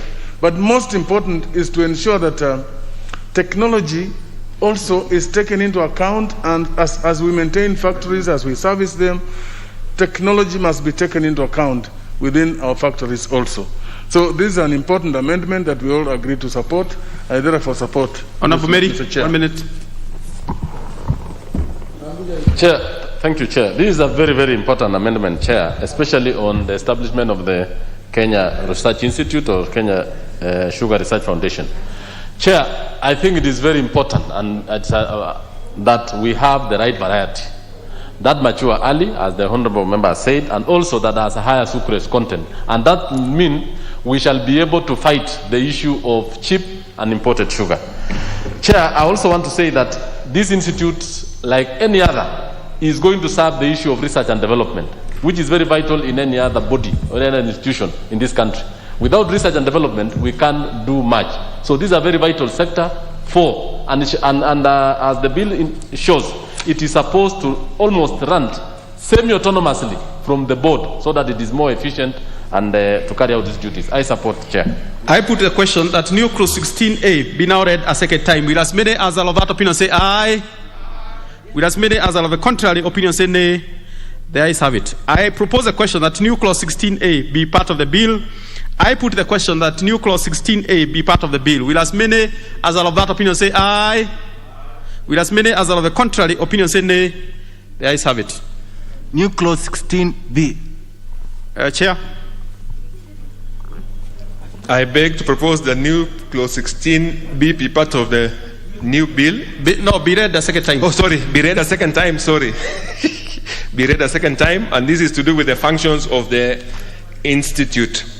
And the justification is that it provides for functions of the institute as listed in A to Z, A to X. So you can just read it as it is in the order paper, or in the bill. I propose the question that new clause 16B be now read a second time. It's more related to what we have just passed. I therefore put the question that new clause 16B be now read a second time. Will as many as of that opinion say aye? Will as many as of the contrary opinion say nay? The ayes have it. I propose the question that new clause 16B be part of the bill. I put the question that new clause 16B be part of the bill. Will as many as of that opinion say aye? Will as many as of the contrary opinion say nay? The ayes have it. New clause 16C. Honorable Chair. I propose that new clause 16C be read a second time. It is, as it is in the order paper, management of the institute shall be based in the board which shall consist of. This is mainly management of the institute. The justification clearly goes this way. It provides for the management of the institute. The provision establishes the board of the institute and the composition of the institute. I propose a question that new clause 16C be now read a second time. Yes, Honorable Oudo, it's still related to what we have just passed, but a minute. It is, again, number B and C. 3 persons nominated by farmers from each of the sugar catchment regions under the second schedule. And then we come to C, 2 persons nominated by farmers from each of the sugar catchment region under the same schedule. What is it? What are we saying here? Why not just say 5 instead of having 2 separate B and C? Exactly what are you trying to say here? Probably Chair can explain so that we understand it does not become another typo or misstatement. Yeah. Thank you, Chair. Yeah, that's actually a fair note. Honorable Chair, what is the difference between B and C? Yeah. Rather than just say 3 persons. 5 persons. Thank you. Thank you. I think it was repeated. It should be 5 persons, and we just forget about the other and cancel the other one. So is that a notice of a further amendment on your part? Yes, I should, yeah, to rectify that. Yes. Yes. Okay, we'll consider that as a further amendment. Honorable Nikal, you want to have a minute on that? Just a little bit on that. Maybe I don't have the details, but we may also need to know how many of these catchment regions. When you have a number, it is good to know how many of the catchment regions are, so that you can see the equity in the distribution that can take place. Thank you, Chair. Yes, Honorable Mary, so that then we go. Chair, I think I do agree with Honorable Undo that actually let's have 5 persons from the catchment areas. And we are actually talking about nominations, Chair, because the board members are elected competitively. But on this issue, we are saying let them be nominated because these are persons with knowledge in the sugar industry. If actually we go for elections, you'll realize that, in competitive elections, you can have different ideas and knowledge, and they can elect somebody who is not having the knowledge. So in this case, we are asking that they be nominated, but they come from the 5 regions. 2, Chair, that the institute will have its own board. The reason why we are saying this, Chair, is that the earlier sugar board, or the earlier sugar research foundation, which is almost next in my constituency in Kibos, was actually being mismanaged by the sugar board, the previous sugar board. So in this case, when it serves its own board, Chair, it will actually be semi-autonomous and it will run its affairs efficiently from interference from the sugar board. So I support that, Chair. Very good. I will, thank you. Honorable Chair. Yeah, thank you. Very well. I think it's spoken very well on that. And I think since we had the sugar catchment areas, which we had the upper region, the lower region, and the coastal region. So I think 2 will be from the upper region, 2 from the lower, and 1 from the coastal region. I think that will work clearly. So you are moving that in an amended version, right? Yes. Say 5. Be 5. That is actually. I think it just must be a typo because we had actually said 5, not 3. I put the question that new clause 16C, as further amended, be now read a second time. Will as many as are of that opinion say aye? Aye. Will as many as are of the contrary opinion say nay? The ayes have it. I propose the question that new clause 16C, as further amended, be part of the bill. I put the question that new clause 16C, as further amended, be part of the bill. Will as many as are of that opinion say aye? Aye. Will as many as are of the contrary opinion say nay? The ayes have it. New clause 16D. Chair. New clause 16D be read a second time as it is on the order paper. And I go directly to the justification or the rationale. That is 16D. Provides for the application for some of the provisions that govern the board to govern the institute. These are provisions such as conduct of business, etc. Thank you. I propose a question that new clause 16D be now read a second time. I'll put the question that new clause 16D be now read a second time. Will as many as of that opinion say aye? Aye. Will as many as of the contrary opinion say nay? The ayes have it. I'll propose a question that new clause 16D be part of the bill. I will put the question that new clause 16D be part of the bill. Will as many as of that opinion say aye? Aye. Will as many as of the contrary opinion say nay? The ayes have it. New clause 16E. Honorable Chair. Thank you very much, Chair. New clause 16D, New clause 16E be read a second time as it is. It's for funds of the institute shall be consist of, it's to deal with funds of the institute. And I'll go direct to the justification, 16E, which says the funds of the institute provides for the source of funds for the institute. Thank you. Honorable members, I propose a question that new clause 16E be now read a second time. I will, yes, let's have two members. Honorable Whip. Thank you, Chair. Chair, I want maybe to understand the English applied in 16EA, where the money is remitted by the board. And you know we have two boards here, the Institute Board and the Sugar Board. So for this perspective, I would want us to be very specific, Chair, that the money you're talking about is the money from the Sugar Board to the Institute. So you have to clarify, because the Institute also operates under board, and now we are talking of money from the Kenya Sugar Board. Okay. Well, Honorable Udo. Further to that clarification, Chair, currently the Kenya Cultural Livestock and Research Organization is heavily funded to undertake research. Will it not be in order to ask them to also give a percentage of that funding to KEFRI? Because again, they sit on the board, they are heavily funded, and actually the premier research organization in cultural matters. They should be compelled or required to give part of their funding to the KEFRI. Honorable Nyikal.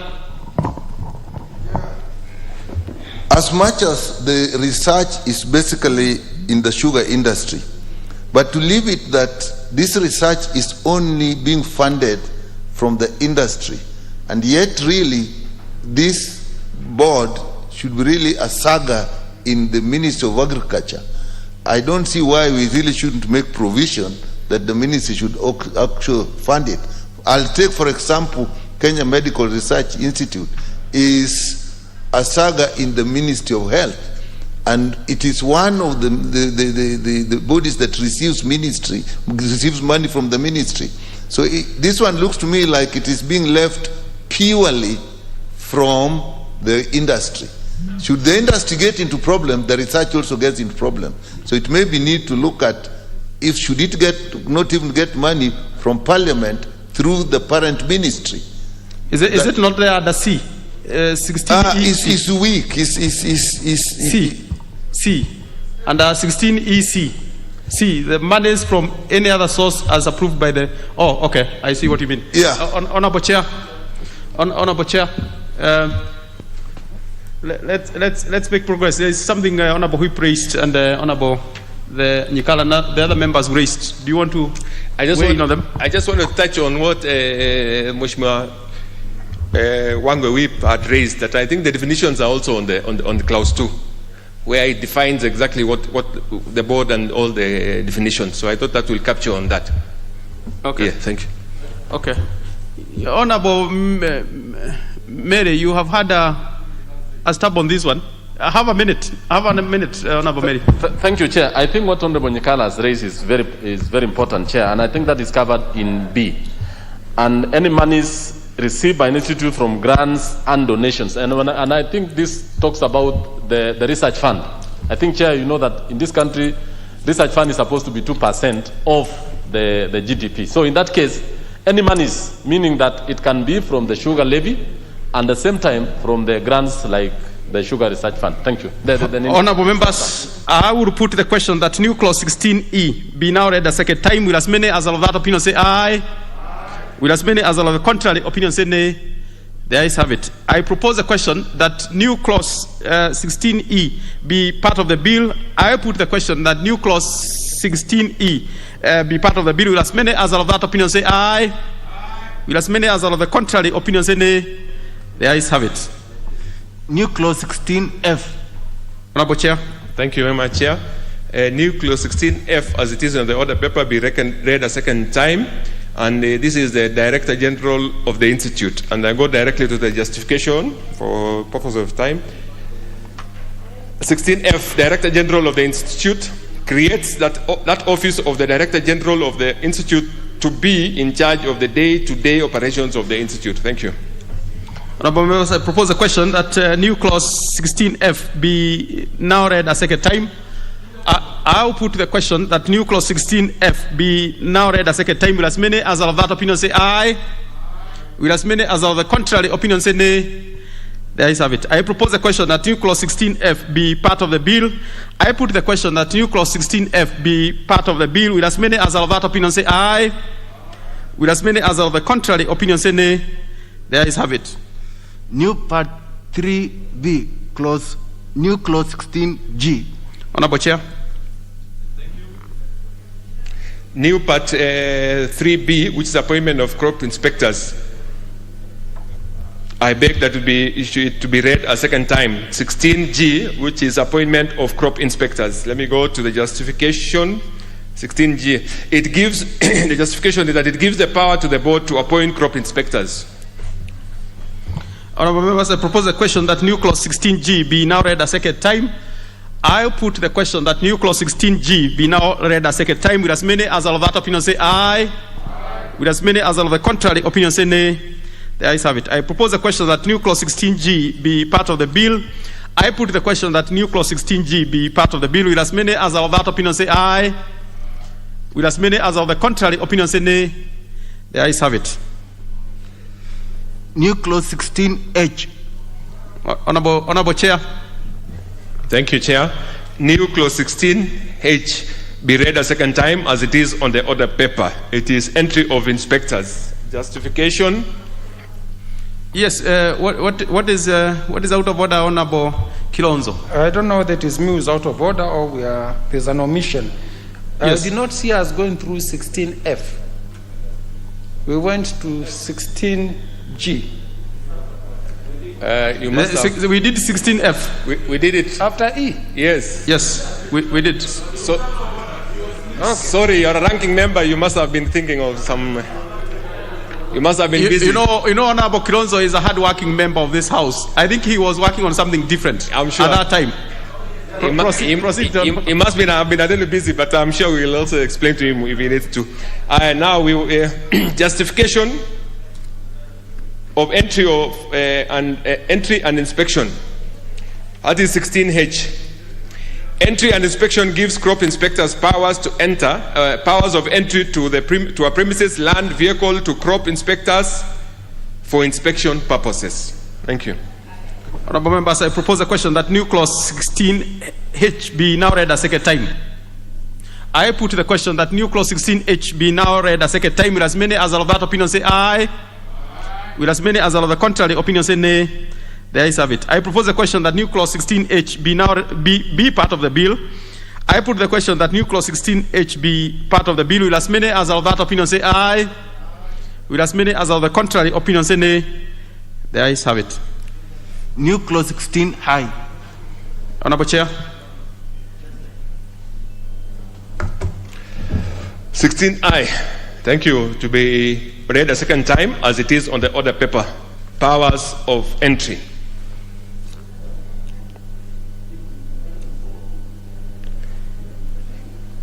Sorry. Powers of entry. The powers of entry gives crop inspectors power of entry to the premises, land, vehicle, or crop inspectors for inspection purposes. Thank you. Honorable members, I propose a question, new clause 16I be now read a second time. I will put the question that new clause 16I be now read a second time. With as many as are of that opinion say aye. With as many as are of the contrary opinion say nay. The ayes have it. I propose a question that new clause 16I be part of the bill. I put the question that new clause 16I be part of the bill. Will as many as are of that opinion say aye? Will as many as are of the contrary opinion say nay? The ayes have it. New clause 16J. Honorable Chair. New clause 16J, as it is on the paper, on the order paper, be read a second time. Obstruction of inspectors, justification. The provision creates penalties for acts of obstruction of crop inspectors when they go for inspection. Thank you. Honorable members, I propose a question that new clause 16J be now read a second time. I put the question that new clause 16J be now read a second time. Will as many as are of that opinion say aye? Will as many as are of the contrary opinion say nay? The ayes have it. Yes, Honorable Udo, what is out of order? Really nothing out of order. I'm just wondering, the penalty prescribed under 16J2 is fairly punitive. 1 million shilling for a peasant farmer is an overkill. Probably something the chair and the committee can start ventilating or thinking about it as we proceed. Okay. That is noted. I'm sure the chair has noted. But I propose a question that new clause 16J be part of the bill. I propose a question that new clause 16J be part of the bill. Will as many as are of that opinion say aye? Will as many as are of the contrary opinion say nay? The ayes have it. New part 4A, new clause 24A. Honorable Chair.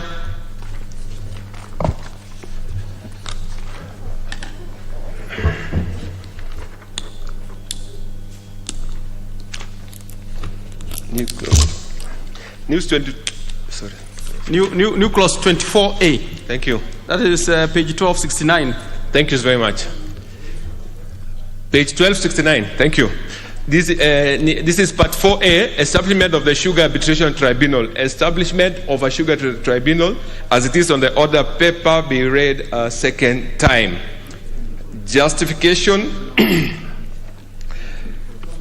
24A. This seeks to establish the Sugar Arbitration Tribunal, whose functions will be dispute resolutions of matters relating to the sugar at the first instance before the party proceeds to court. And I think very well this was one of the other ones that had issues which had needed a replacement, and I think this is where it has come now. It was on miscellaneous part, and now it has been put into the main linear of the Act. Thank you. I propose a question that new clause 24A be now read a second time. I will put the question that new clause 24A be now read a second time. Will as many as are of that opinion say aye? Will as many as are of the contrary opinion say nay? The ayes have it. I propose a question that new clause 24A be part of the bill. I put the question that new clause 24A be part of the bill. Will as many as are of that opinion say aye?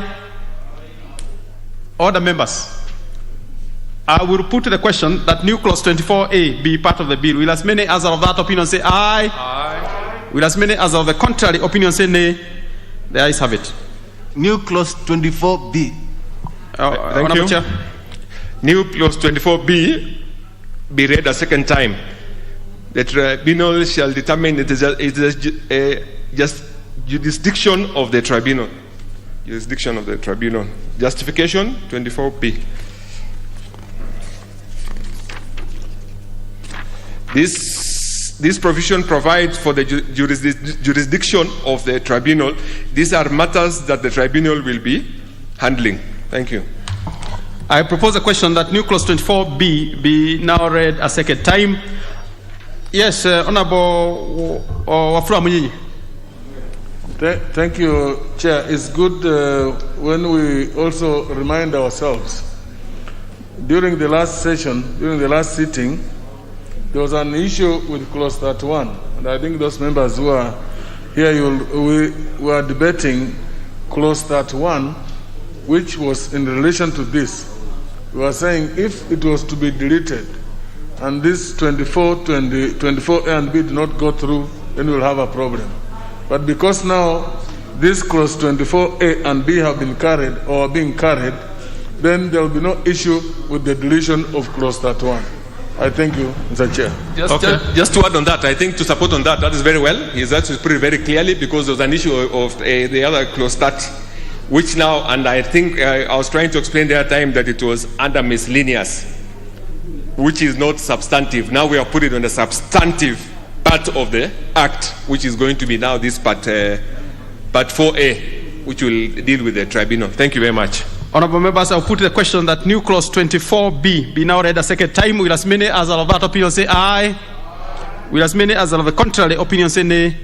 The ayes have it. I propose the question that new clause 24B be part of the bill. I put the question that new clause 24B be part of the bill. Will as many as are of that opinion say aye? Will as many as are of the contrary opinion say nay? The ayes have it. New clause 24C. Honorable Chair.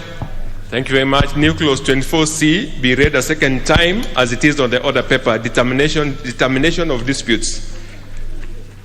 Justification. The provision provides for the determination of disputes. Subclause 1 provides for timelines within which disputes can be determined. Subclause 2 provides for appeals to the High Court. Subclause 3 provides for the enforcement mechanism by the magistrates' courts. The committee set to settle on the magistrates' courts, since these are the courts that are close and easily accessible to the farmer as opposed to the High Court. Subclause 4 provides for rules of procedure at the tribunal. Thank you. Honorable members, I propose a question that new clause 24C be now read a second time. I put the question that new clause 24C be now read a second time. Will as many as are of that opinion say aye? Will as many as are of the contrary opinion say nay? The ayes have it. I propose the question that new clause 24C be part of the bill. I put the question that new clause 24C be part of the bill. Will as many as are of that opinion say aye? Will as many as of the contrary opinion say nay? The ayes have it. New clause 24D. Honorable Chair. New clause 24D. Thank you, Chair. New clause 24D to be read a second time as it is on the order paper. Powers of the tribunal. Justification or rationale of this. It provides for the powers of the tribunal, which are A, to administer oaths to the parties and witnesses to the proceedings. B, to summon witnesses and to require the production of documents. C, to order the payments of costs. And the provision of the law relating to the commissions of inquiry in Kenya is respected to. One, the protection, I hope I'm correct, yes, it's a continuation, very true. The protection of the members of the tribunals from suits. The form of summons to witnesses to give and to fabricating of this false evidence. Thank you. Honorable members, I propose a question that new clause 24D be now read a second time. Yes, Honorable Udo. Chair, number C looks a bit untidy. 24D looks a bit untidy because it talks of different 24D. We have A, B, and C. The first C looks to the order, the payment of costs, and then this and the provisions of the law relating to commission of inquiry in Kenya with respect to. Now, is it relating to the cost? Is it relating, or should this have been D to cover specifically areas relating to the Commission of Inquiry Act in Kenya? It's a bit untidy. It needs to have to be cleaned up. And I'm sure our members must have been looking at it. It needs to be cleaned up. So it looks like the and is should be a D. Yes, should be a D. But it is now captured as the C. Yeah, is a typo. Yeah. I think it should be a typo. It's something that you can clean up without necessarily anything. Yeah. That needs to be tidied up, really. Honorable Chair. Very well. I can still move an amendment now to clean up that and put it as D. Yes. If that is okay. That is okay. That is in order. Yeah. Thank you. Thank you, Honorable Udo, for noting that. I think that's important. I put the question that new clause 24D be now read a second time. Will as many as are of that opinion say aye? Will as many as are of the contrary opinion say nay? The ayes have it. I propose a question that new clause 24D be part of the bill. I put the question that new clause 24D be part of the bill. Will as many as are of that opinion say aye? Will as many as are of the contrary opinion say nay? The ayes have it. New clause 24E. Honorable Chair. Thank you very much, Chair. New clause 24E be read a second time, removal of members of the tribunal. Then the justification provides for the procedure of removal of members of the tribunal which are where a member of a tribunal A becomes an undischarged bankrupt, B is convicted of a criminal offense and sentenced to imprisonment for a period exceeding 6 months without an option of fine. So I think this one also we might have to look at the other way, with or without option of fine, so that it captures as we had agreed there. I think that is, I hope we are together there. So I think that one we'll have to do a small amendment there so that it captures with or without. Okay. Is incapacitated by reason of prolonged physical and mental illness from performing the duties of the office, violates the Constitution, or is otherwise unable or unfit to discharge the functions of the office. Thank you. So for that, Honorable Chair, you have done a further amendment, right? Yes, so that with or without the option of a fine. With or without the option of a fine. Thank you. Yeah, it's important to take on record. Let me propose that question first, Honorable Sankok. I propose a question that new clause 24E, as further amended, be now read a second time. Honorable Sankok.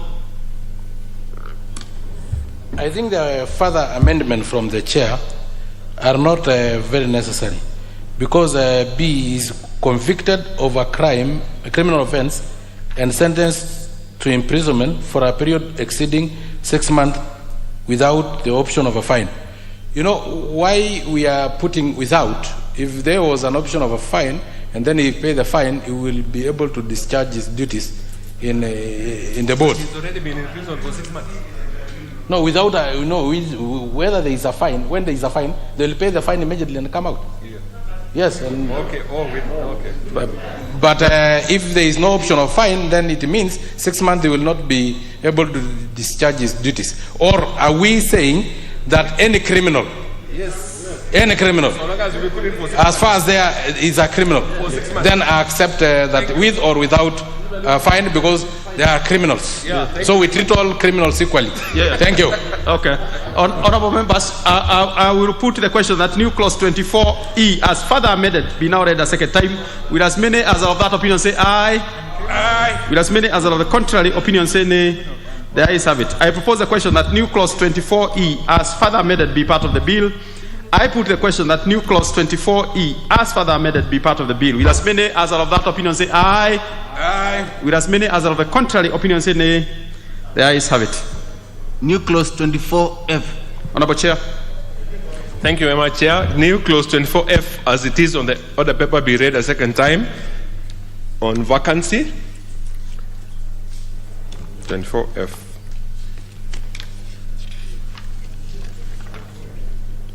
There, yeah.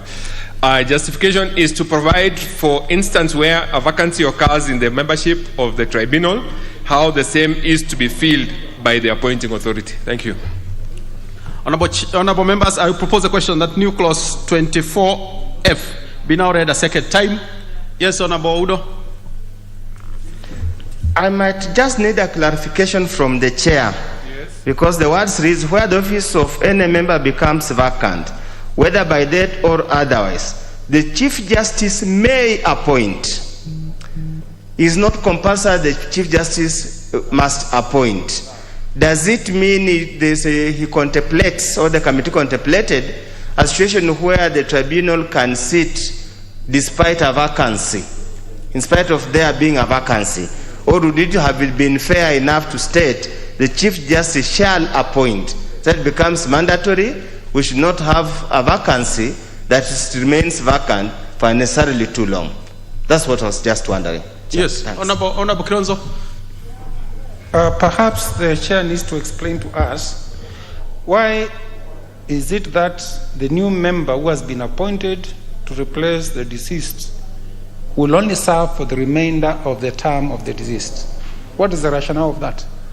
In any case, we expect after operation after a long time, we expect there's no one time when we shall be forced to have a new board at any particular time for purposes of historical memory. Yes. Yes, Honorable Mutunga, then we have the chair. Chair, we are talking about a tribunal here, and sometimes the term of the tribunal may be coming to an end. We need to give discretion to the Attorney General. We do not have to say must appoint even if it's a few days remaining. So may there does not necessarily mean that you should not appoint. Honorable Makari. Yeah, thank you, Mr. Chairman. Mr. Chairman, I think the issue be raised by Honorable Kilonzo also needs to be considered, because you know it's important that the board leaves, the members leave the tribunal not at one time, but in a phased out way, so that we have institutional memory in place. And that needs to be considered. It's important. Thank you, Mr. Chairman. Honorable, yes, Honorable Mary, 1 minute, one minute, Honorable. Thank you, Chair. Chair, actually the issue raised by Honorable Kilonzo is quite important, because if the member has been is appointed for a remainder of the term, and yet we had said here that the board membership shall be staggered to avoid at one time there are no membership in the board. So if there is a remainder of 6 months and a member is appointed, then he is appointed as a new member and shall serve for a full cycle, not necessarily serving for the member who had actually vacated office. So that's actually very important. Okay, Honorable Sankok. I think there is a confusion here from Honorable Kilonzo, Honorable Meli, and my good friend from the other side, because there's a difference between a board and a tribunal. A tribunal have a limited lifespan, yes, and it's only for a certain purpose. And once the purpose is solved, then you don't need that tribunal any further. So if it is a board, I accept the information from Honorable Wangwe. No, the information is obvious that this is a permanent organ. It's not a commission of inquiry. Yes. It's a permanent tribunal. It is. I accept to be corrected. I think that it is me who have erred. So the rest were very correct. Honorable Meli was correct. Honorable Kilonzo was correct. Makali Muli was correct. Honorable Chair, why don't you speak to the issues raised by the members? Thank you. I think it's a very good observation. But you see, as we said, also we are supposed to scatter the board of the tribunal so that they don't end at the same time. I believe it would be better to be given the remainder of the time so that it doesn't clash with others. Because you can imagine maybe you have 2 or 3 members and you give them a full time and the others. So I thought that since it is scattered, we should be able just to be given as also as it is done on the other tribunals. I think that is how it is. Okay, members, I will let members have a take on this. Honorable members, I will put the question that new clause 24F be now read second time. Will as many as of that opinion say aye? Will as many as of the contrary opinion say nay? The ayes have it. I now propose the question that new clause 24F be part of the bill. I put the question that new clause 24F be part of the bill. Will as many as of that opinion say aye? Will as many as of the contrary opinion say nay? The ayes have it. New clause 24G. Honorable Chair. Thank you, Chair. New clause 24G, as it is on the order paper, be read a second time. Secretary to the tribunal, the justification of having. This provides for the appointment of the secretary to the tribunal, which is to be done by the Chief Justice. By the Chief Justice. The funds for management of this tribunal in Kenya under the new constitution and order is factored under the judiciary funds. Therefore, the officer to administer the tribunal is appointed by the Chief Justice. Thank you. I propose a question that new clause 24G be now read a second time. I will put the question that new clause 24G be now read a second time. Will as many as of that opinion say aye? Aye. Will as many as of the contrary opinion say nay? The ayes have it. I propose a question that new clause 24G be part of the bill. I will put the question that new clause 24G be part of the bill. Will as many as of that opinion say aye? Aye. Will as many as of the contrary opinion say nay? The ayes have it. New clause 24H. Honorable Chair. Thank you very much, Chair. New clause 24H, as it is on the order paper, be read a second time. Remuneration of members and staff of the tribunal. Justification. This provides for remuneration of members of staff of the tribunal. As it, thank you. Honorable members, I propose a question that new clause 24H be now read a second time. I will put the question that new clause 24H be now read a second time. With as many as are of that opinion say aye. With as many as are of the contrary opinion say nay. The ayes have it. I propose the question that new clause 24H be part of the bill. I put the question that new clause 24H be part of the bill. With as many as are of that opinion say aye. With as many as are of the contrary opinion say nay. The ayes have it. New clause 26A. Honorable Chair. New clause 26A. Yes, thank you. New clause 26A, as it is on the red, as it at A. Look for A. Just move ahead. Page 1272. Mapate, thank you. New clause 26A, as it is on the order paper, be read a second time. Inspection for quality and safety. The justification. The amendment seeks to protect the environment against the following: discharge of any effluent, dangerous materials, substance, oil mixtures into land, water, air, or aquatic environment. B, release of smoke or any other pollutant to the air that pollutes the environment. C, any hazardous waste and materials. D, import of any hazardous waste. E, mislabeling of any sugar or... Honorable Chair, why do you want to read all that? It's in the order paper, and the members have the order paper. In and fact, members, the way I look at them, they have really read this bill. As guided, yes, Chair. yes. Thank you. Thank you. Then that is it. I think that was all. Okay, that's the import, eh? Yeah. Okay, honorable members, I propose the question that new clause 26A be now read a second time. I will put the question that new clause 26A be now read a second time. Will as many as are of that opinion say aye? Will as many as are of the contrary opinion say nay? The ayes have it. I propose the question that new clause 26A be part of the bill. I put the question that new clause 26A be part of the bill. Will as many as are of that opinion say aye? Will as many as are of the contrary opinion say nay? The ayes have it.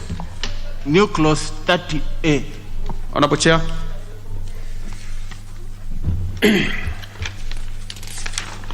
Thank you, Chair. Thank you very much, Chairman. New clause 30A, as it is on the order paper, to be read a second time. Representatives of a grower in a private milling company. Justification.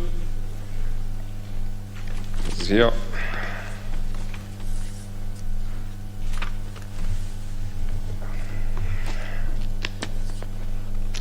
Justification. This is to take care of interests of growers that are in an area where a miller is operating. Thank you.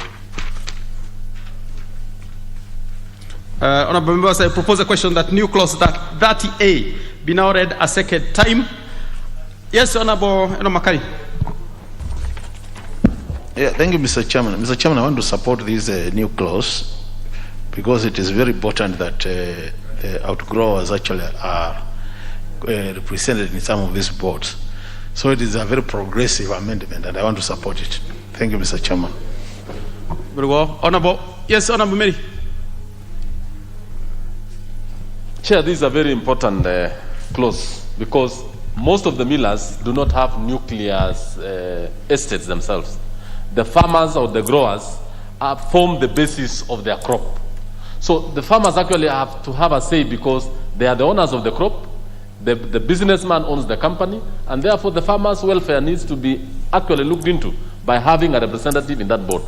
As much as the businessman owns the mill, the farmer has a vital say because if the farmer is not there or the grower is not there, the miller cannot also exist. So it's actually a mutual existence. And this bill is going to ensure that both of them are going to have a very good symbiotic relationship. Okay, I support. Very well. Okay, let's have a minute of each. Honorable Nikal. Chair, I support this. I think this is necessary to protection of the growers. But I have an issue with the 3. A person appointed as a director under subsection 1 shall serve for a term not exceeding 2 years. Most of the boards actually we do 3 years. But here we are putting 2 years and we are not even giving an option that they can do another term, which is actually quite brief. In my view, I would have said further amendment, say 3 years, or if we insist on 2 years, because we don't want one person to say for too long, then say can serve for one further term. Because 2 years, really nobody has picked the nuances of any industry to serve properly. That's my suggestion. Honorable Udo, I hope Honorable Chair, you're noting that. Chair, actually when I went to my constituency and held a meeting with my sugarcane farmers, this is one of the areas they emphasized greatly, especially the way the Busia sugar factory has been harassing them and intimidating them. On the issue raised by Dr. Nikal, this is a private company, and the private company has got a memorandum and article of association that details how often they elect directors. So we are trying just to harmonize that in the event many of them require one year, so yearly basis, so we're trying to harmonize at every annual general meeting. There's normal election of directors. So we're just trying to harmonize so that at least this person serves for 2 terms, two years, before he hands over the mantle to the next person to avoid overstaying. Thank you, Chair. Okay. Honorable Koyo, do you want to say something? Have a minute. Thank you, Chair. Chair, this is in tandem with the government aspiration of people serving for a particular time. The elected directors serve for a period of 3 years. So we want these people to serve for 3 years, renewable through election. Okay. Thank you. Very well. Honorable Mutunga. Chair, we did put this particular provision in view of what we know happens in the industry, and not only this industry, in most of the industries. If you look at the tea, as it were, most of the directors appointed by the farmers, they become complacent over time. They are actually bought off. So we want to prevent that buying off. And when they are changed every 2 years, then they will realize that there is need for them to be strong and to remain representative of the farmers. So the farmers must be given an option to change them every 2 years, and they can even renew. They can even take back the same person. Sure. Okay, very well. Honorable Chair, do you have anything to say? I just wanted to support what Mheshimiwa Udo was saying and also what Mheshimiwa Mutunga was saying. And I think we deliberated on this thing at length during the winnowing process. And I think that's how we arrived at this. So I think it should just remain as it is. Thank you. Honorable members, I'll put the question that new clause 30A be now read a second time. With as many as of that opinion say aye. Aye. With as many as of the contrary opinion say nay. The ayes have it. I propose the question that new clause 30A be part of the bill. I put the question that new clause 30A be part of the bill. With as many as of that opinion say aye.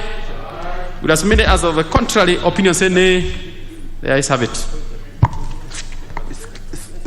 Schedules. First schedule.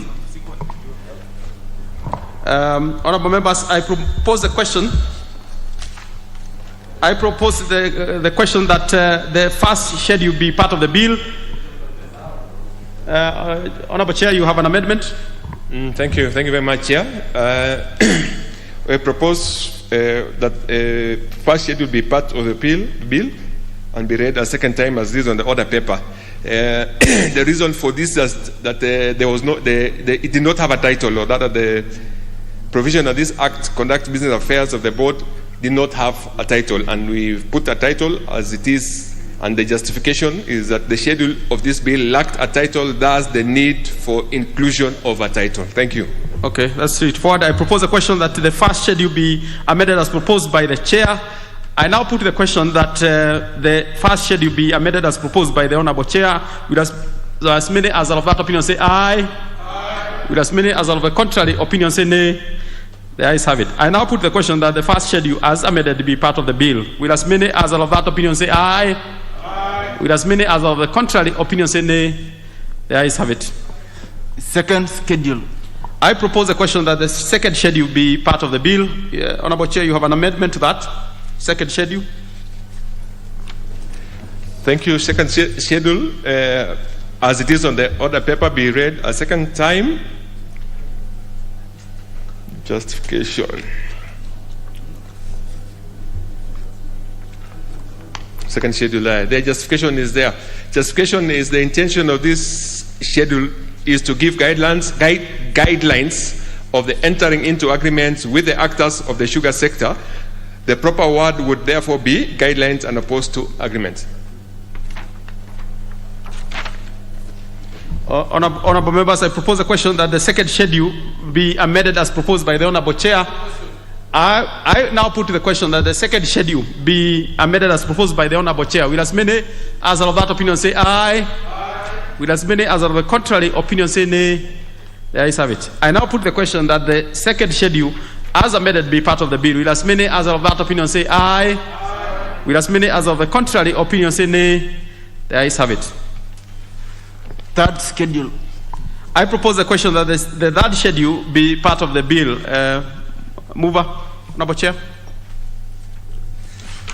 I propose that the third schedule be part of this bill and read a second time as it is on the order paper.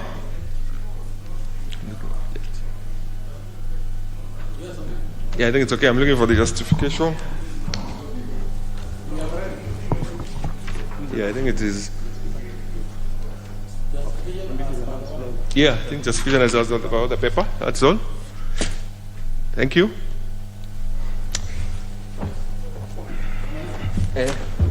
You're done. Well, the Honorable Chair, you have really. It is on the order paper, yes. Yes, you are doing well. Honorable members, I propose a question that the third schedule be amended as proposed by the Honorable Chair. I put the question that the third schedule be amended as proposed by the Honorable Chair. Will as many as of that opinion say aye? Will as many as of the contrary opinion say nay? The ayes have it. I now put the question that the third schedule as amended be part of the bill. Will as many as of that opinion say aye? Will as many as of the contrary opinion say nay? The ayes have it. New schedules. First schedule S2. Honorable Chair, please move the second reading. Sorry? You're consulting. It's okay, Yeah, but you should now move the second reading of the second schedule S2. Second reading S2. Yes. It's the second reading now. Take your time, look at your papers. So many papers. Page 1277 of the order paper. First schedule S2, page 277 of the order paper.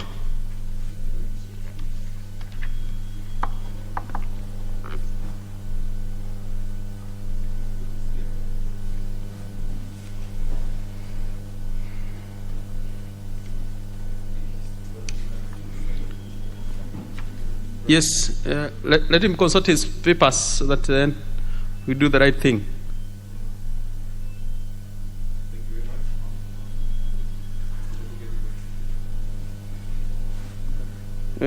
Give him the mic. Yes, Honorable Chair, you have the floor. Thank you. Just a minute.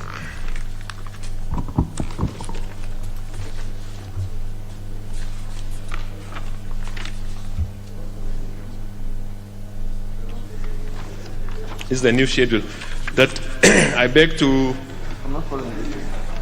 move the new schedule as it is on the order paper,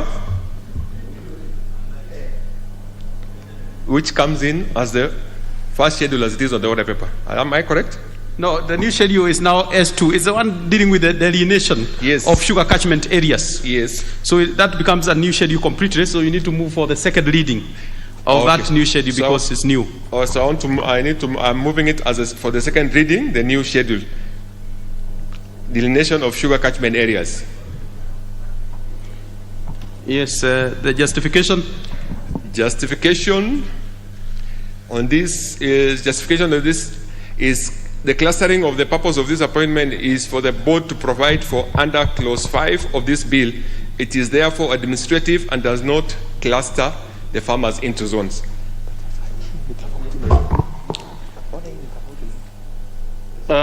It's okay. The clerk, please consult with the chair so that the chair does what is right. We can take a minute for you, chair, so that we don't recommit that again. Honorable members, let's give him let's give the chair a minute so that then he consults with the clerks. Honorable Afro Amunyi, you can't speak because there is nothing on the table now until he moves, unless it is a point of order. Yes, we don't have anything on the table until he moves the second reading.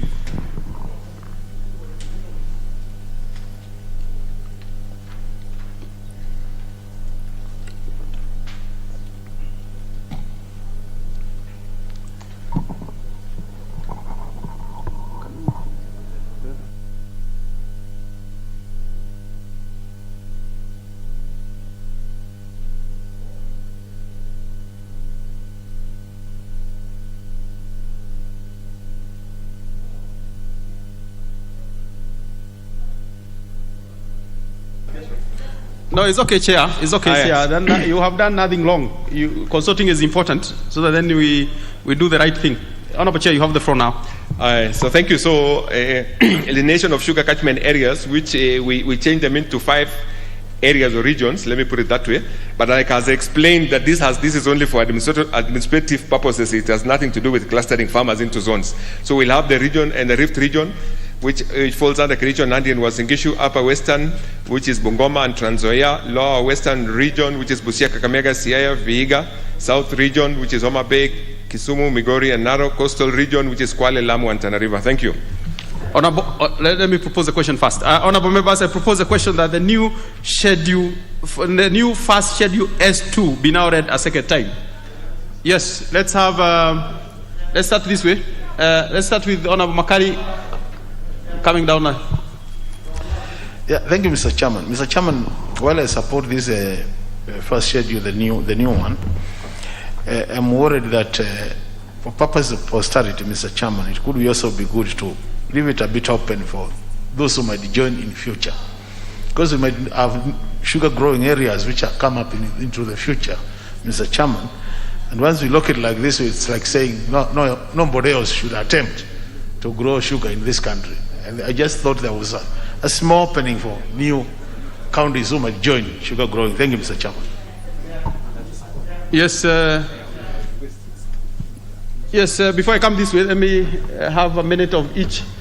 Honorable Udo, you can't speak before Honorable Nyika. Really. Thank you. Chair, I actually rise to support this. I think this is very important. It actually solves a big problem that the chair referred to of zoning. So I think it's important. And remember, actually we need to pass this, because already in the other parts of the bill, we have actually made reference to it, even the regions. So I support it. Honorable Udo, a minute. Chair, I support, and we need it to be very clear to members of public and the sugarcane farmers that in no way do we any intention of introducing zoning. Zoning was removed from the bill purely for administrative purposes and purpose of election of directors to the board. Thank you, Chair. Honorable Sankok, yes, you have a minute of each. Honorable Chair, for purposes of election, this is okay. But as the other member has stated, that it should be left opening, a small opening, because Narok, for instance, borders Nakuru. And I know places in Nakuru which may soon forget maize farming to go into sugarcane farming. So, Honorable Speaker, I think it should also have an opening. And I know areas like Meru may also have some areas that can support actually sugarcane farming, Honorable Speaker. So, let us not close, let's leave a small opening. Thank you, Chair. Honorable Nkada. Thank you, Chair. As I stand to support, I would like the Chair of the committee to confirm if we have sugar in Narok. I'm not sure about that. Honorable Whip. Honorable Whip. Honorable Asheli, not I know you are once a whip, but I'll give you a chance. Let's have the current one. Thank you, Chair. Chair, I'm a bit cold-feeted on this catchment elimination. The reason is, Honorable Chair, farmers tend to suffer when we are not associated with a particular miller, in terms of where are you taking the product. Honorable Chair, I want to persuade my colleagues to look at it twice. The reason being, Honorable Chair, whereas we have done away with zoning, we are tending to say, if you are producing cane in Kericho, how are you assigned to the various millers near your catchment zone? Therefore, that direct, Honorable Chair, will be a representative of those millers or those mills next in the neighborhood. Therefore, Honorable Chair, whereas the majority have it the way they have done, but it's an issue which we need to look at before we really put a vote for the members. Thank you, Chair. Okay, Honorable Asheri. Thank you, Chair. Chair, once a whip, always a whip. So when you that is when you mention of a whip, you need to qualify with the name. Honorable Chair. I agree with you, Honorable Asheri. It is noted. Chair, this was an issue that we deliberated under the winnowing, and I think the sponsor of this bill will go a long way to also support, because Chair, there are two proposals here of the first schedule. There is one that we proposed, the one that aligned companies with the counties, because the decisions we will make here, given that this is a purely agricultural role, we must align it to the counties so that we don't give a problem to the county assemblies when they are making decisions that would affect this sugarcane production. And that's why, Chair, we need to be very careful on which of these two schedules that we need to go for. For me, I'll go with the one we agreed in the under winnowing. Okay, Honorable Mutunga, then we'll be coming to a closure of this. Thank you very much, Chair. So, Chair, let me remind the members that at some point when we were forming the board, we said there will be 5 farmer representatives. How do we elect the farmer representatives? Farmer representatives are not picked, they are elected. So these clusters or catchments, we are identifying even to make that easier for us. So those from those counties, the farmers, sugarcane farmers from those counties will form some kind of other cooperative or something that will give them opportunity to elect their representatives, and they can be rotating over time. Okay. That is the essence of having this zoning, as it were. Also, co-locating these zones with the processing capacity. But the legislation does not bar anybody to take their sugarcane wherever they want. Honorable members, let's let the members decide on this one, really. Yes, I can't leave out Honorable Afura Omunyinyi being the sponsor of the bill. Chair, I do appreciate that there was indeed a lengthy discussion on this particular clause during winnowing. But at the same time, I think it is important that it is made clear that the catchment area should not just be limited to election only. It also has to consider matters of administration and to ensure that there is order within the sector. You know what? One of the things that has killed this sector, Mr. Chair, is the lack of order. It is the lack of control. It is the lack of discipline. How do you ensure now discipline? How do you ensure there is order? If you just leave this catchment open, we do not want zoning, yes, but there has to be some kind of level of order, ensuring that this region, members of the region, are the ones operating within that region, but not the ones from outside the region coming into that region. How do we ensure that happens? Okay, Honorable Obo Mohamed. Asante bwana mwenyekiti, mimi naunga mkono. Lamu, Tana River na Kwale angalau nao wawe na mwakilishi wao. Na hiyo mingine tunangojea.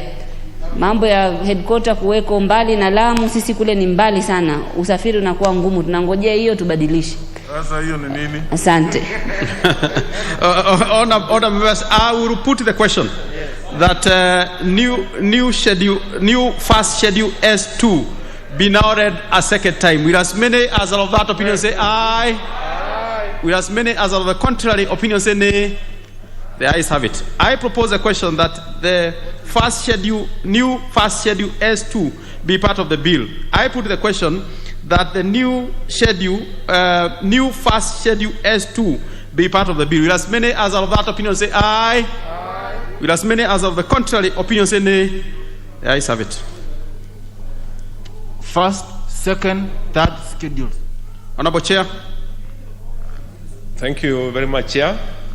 I beg to propose that first, second, and third schedule be read a second time as it is on the order paper.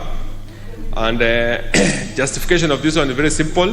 It is to flow with the schedules, because now we will have the bill will be amended, renaming the first, second, and third schedules as second, third, and fourth schedule respectively. Thank you, Chair. Honorable members, I propose a question that the first, second, and third schedule be now read a second time. I put the question that the first, second, and third schedule be now read a second time. Will as many as of that opinion say aye? Will as many as of the contrary opinion say nay? The ayes have it. I now propose a question that the first, second, and third schedule be part of the bill. I put the question that the first, second, and third schedule be part of the bill. Will as many as of that opinion say aye? Aye. Will as many as of the contrary opinion say nay? The ayes have it. Clause 2. I propose a question that clause 2 be part of the bill. We have an amendment, Honorable Chair. Oh, okay. Yes.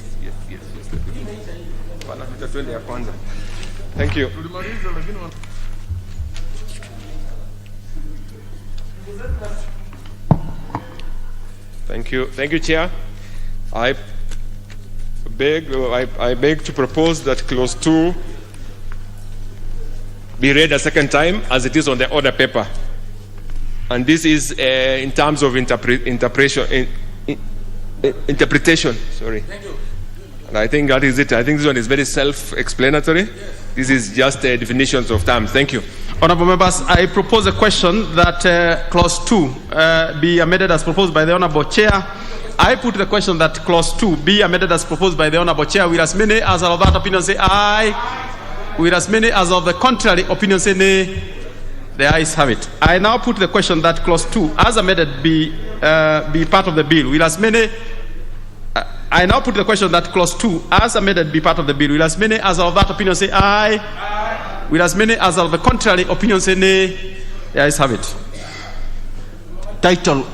I propose a question that the title be the title of the bill, no amendment to it. I therefore put the question that the title be the title of the bill. Will as many as of that opinion say aye? Aye. Will as many as of the contrary opinion say nay? The ayes have it. Clause 1. I propose a question that clause 1 be part of the bill. We have no amendment to it. I therefore put the question that clause 1 be part of the bill. Will as many as of that opinion say aye? Will as many as of the contrary opinion say nay? The ayes have it. Honorable members, congratulations. We are done with that bill. Mover of the bill. Mover. That's me.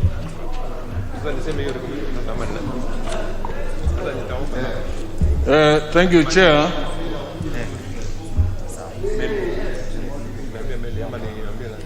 I beg to move for recommittal.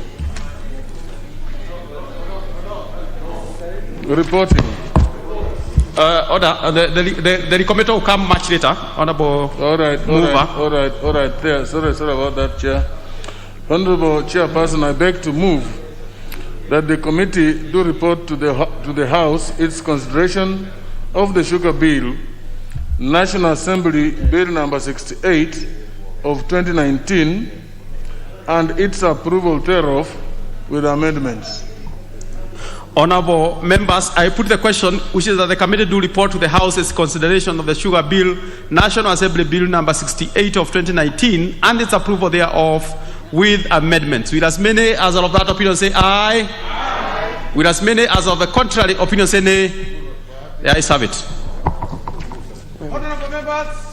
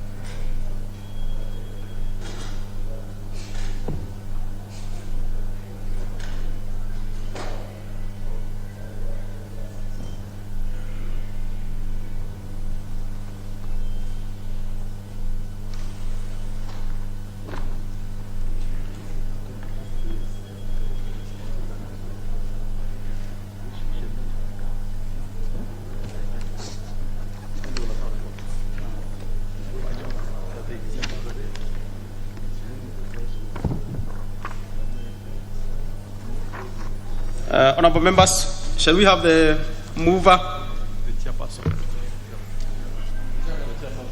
The chairperson, actually. Thank you, Honorable Speaker. Honorable Speaker, I beg to report that the Committee of the Whole House has considered the Sugar Bill, National Assembly Bill number 68 of 2019, and approved the same with amendments. Mover.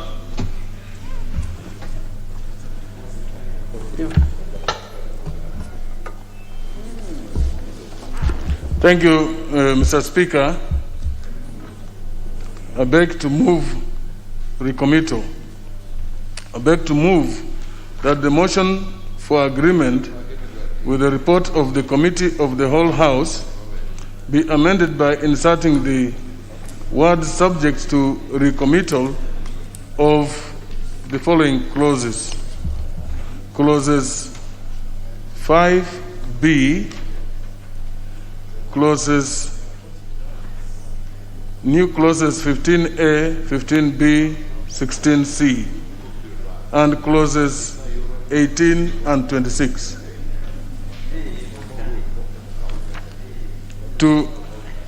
And clauses 26, and I also request the Honorable Tiren to second the motion. Honorable Tiren.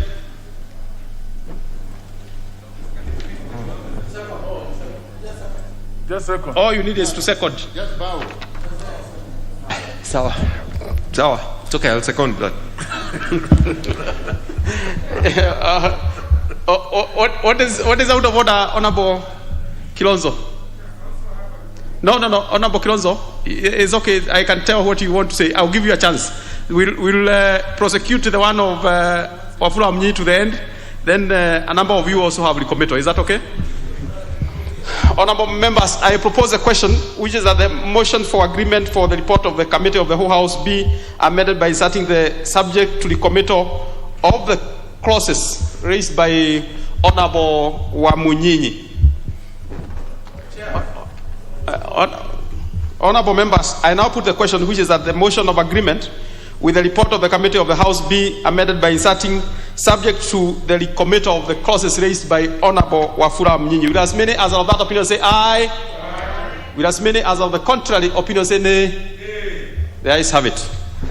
Honorable members, we have quite a number of members doing recommittal. That is by Wafula Mnyinyi. We have one by Honorable Sankok.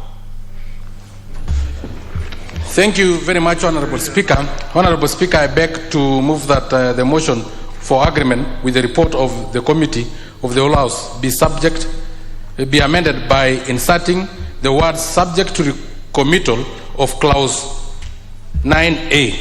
Honorable Speaker, because the issue of the sugar... Order, member. We are not prosecuting it. You read that. Okay. You know, when it will be brought back, now you will have the opportunity to explain what and why. Oh, thank you very much, Honorable Speaker. We can have an headquarter in Kisumu. So, Honorable Speaker, I beg to move that the motion for agreement with the report of the Committee of the Whole House be amended by inserting the word subject to the committal of clause 9A, and I also request Honorable Benjamin Washali, the former minority whip, to second the motion. Honorable Washali.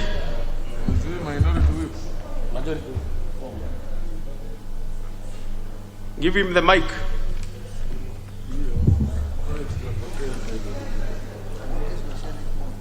Clerk, give him the mic.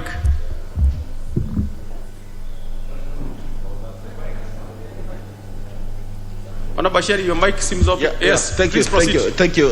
Before I second, I wanted to just correct my brother that he was my former majority whip. I rise to second, and Chair and Speaker, for your information, my constituency has the biggest factory in this republic, and we should be asking ourselves, how did it collapse? We used to have our AGMs in Kisumu. Honorable Bashir, you know, this is just a comment. I'm sure when this issue comes back, yes, you will get an opportunity to speak. Thank you. To it. This is just a recommittal. Thank you, Honorable Speaker. I wish to second. Okay. Honorable members, order. Order, honorable members. I propose a question. Order, members. I propose a question which is that the motion for agreement with the report of the Committee of the whole House be amended by inserting the words subject to the committal of the clauses raised by Honorable Sankok. Honorable members, I now put the question which is that the motion for agreement with the report of the Committee of the whole House be amended by inserting subject to the committal of the clause raised by Honorable Sankok. Will as many as are of that opinion say aye? Aye. Will as many as are of the contrary opinion say nay? Nay. The nays have it. We shall have the one by Honorable Kilonzo. Thank you, Mr. Speaker. Honorable Speaker, there's too much consultation. I can barely hear myself. Honorable Kilonzo, there is a point of order by Honorable Sankok. What is out of order? Thank you very much, Honorable Speaker. Honorable Speaker, we don't have enough quorum in this House.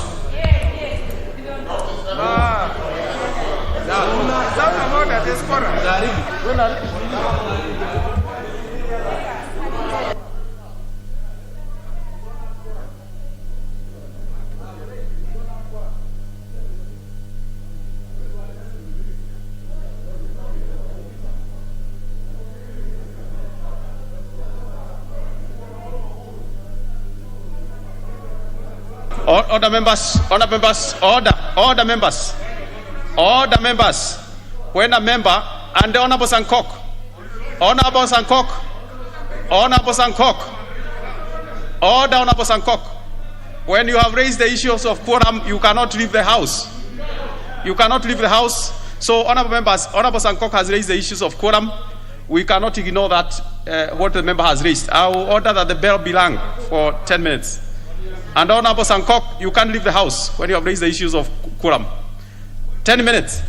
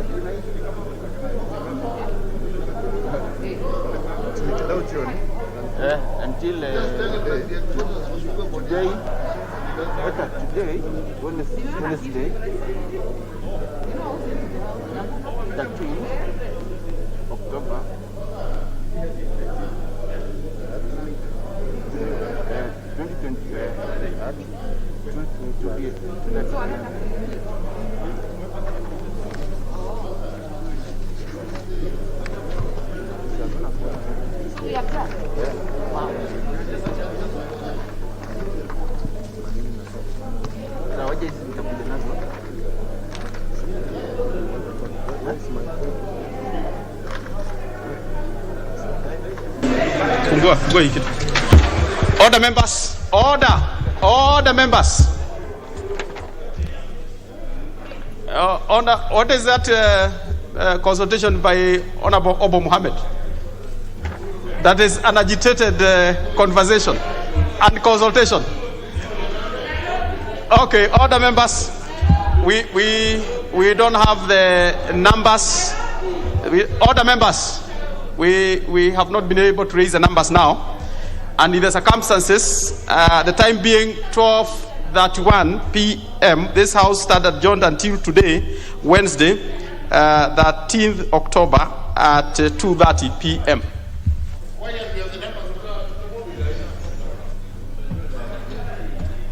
The sugar headquarters must be Kisumu. No, that is gone.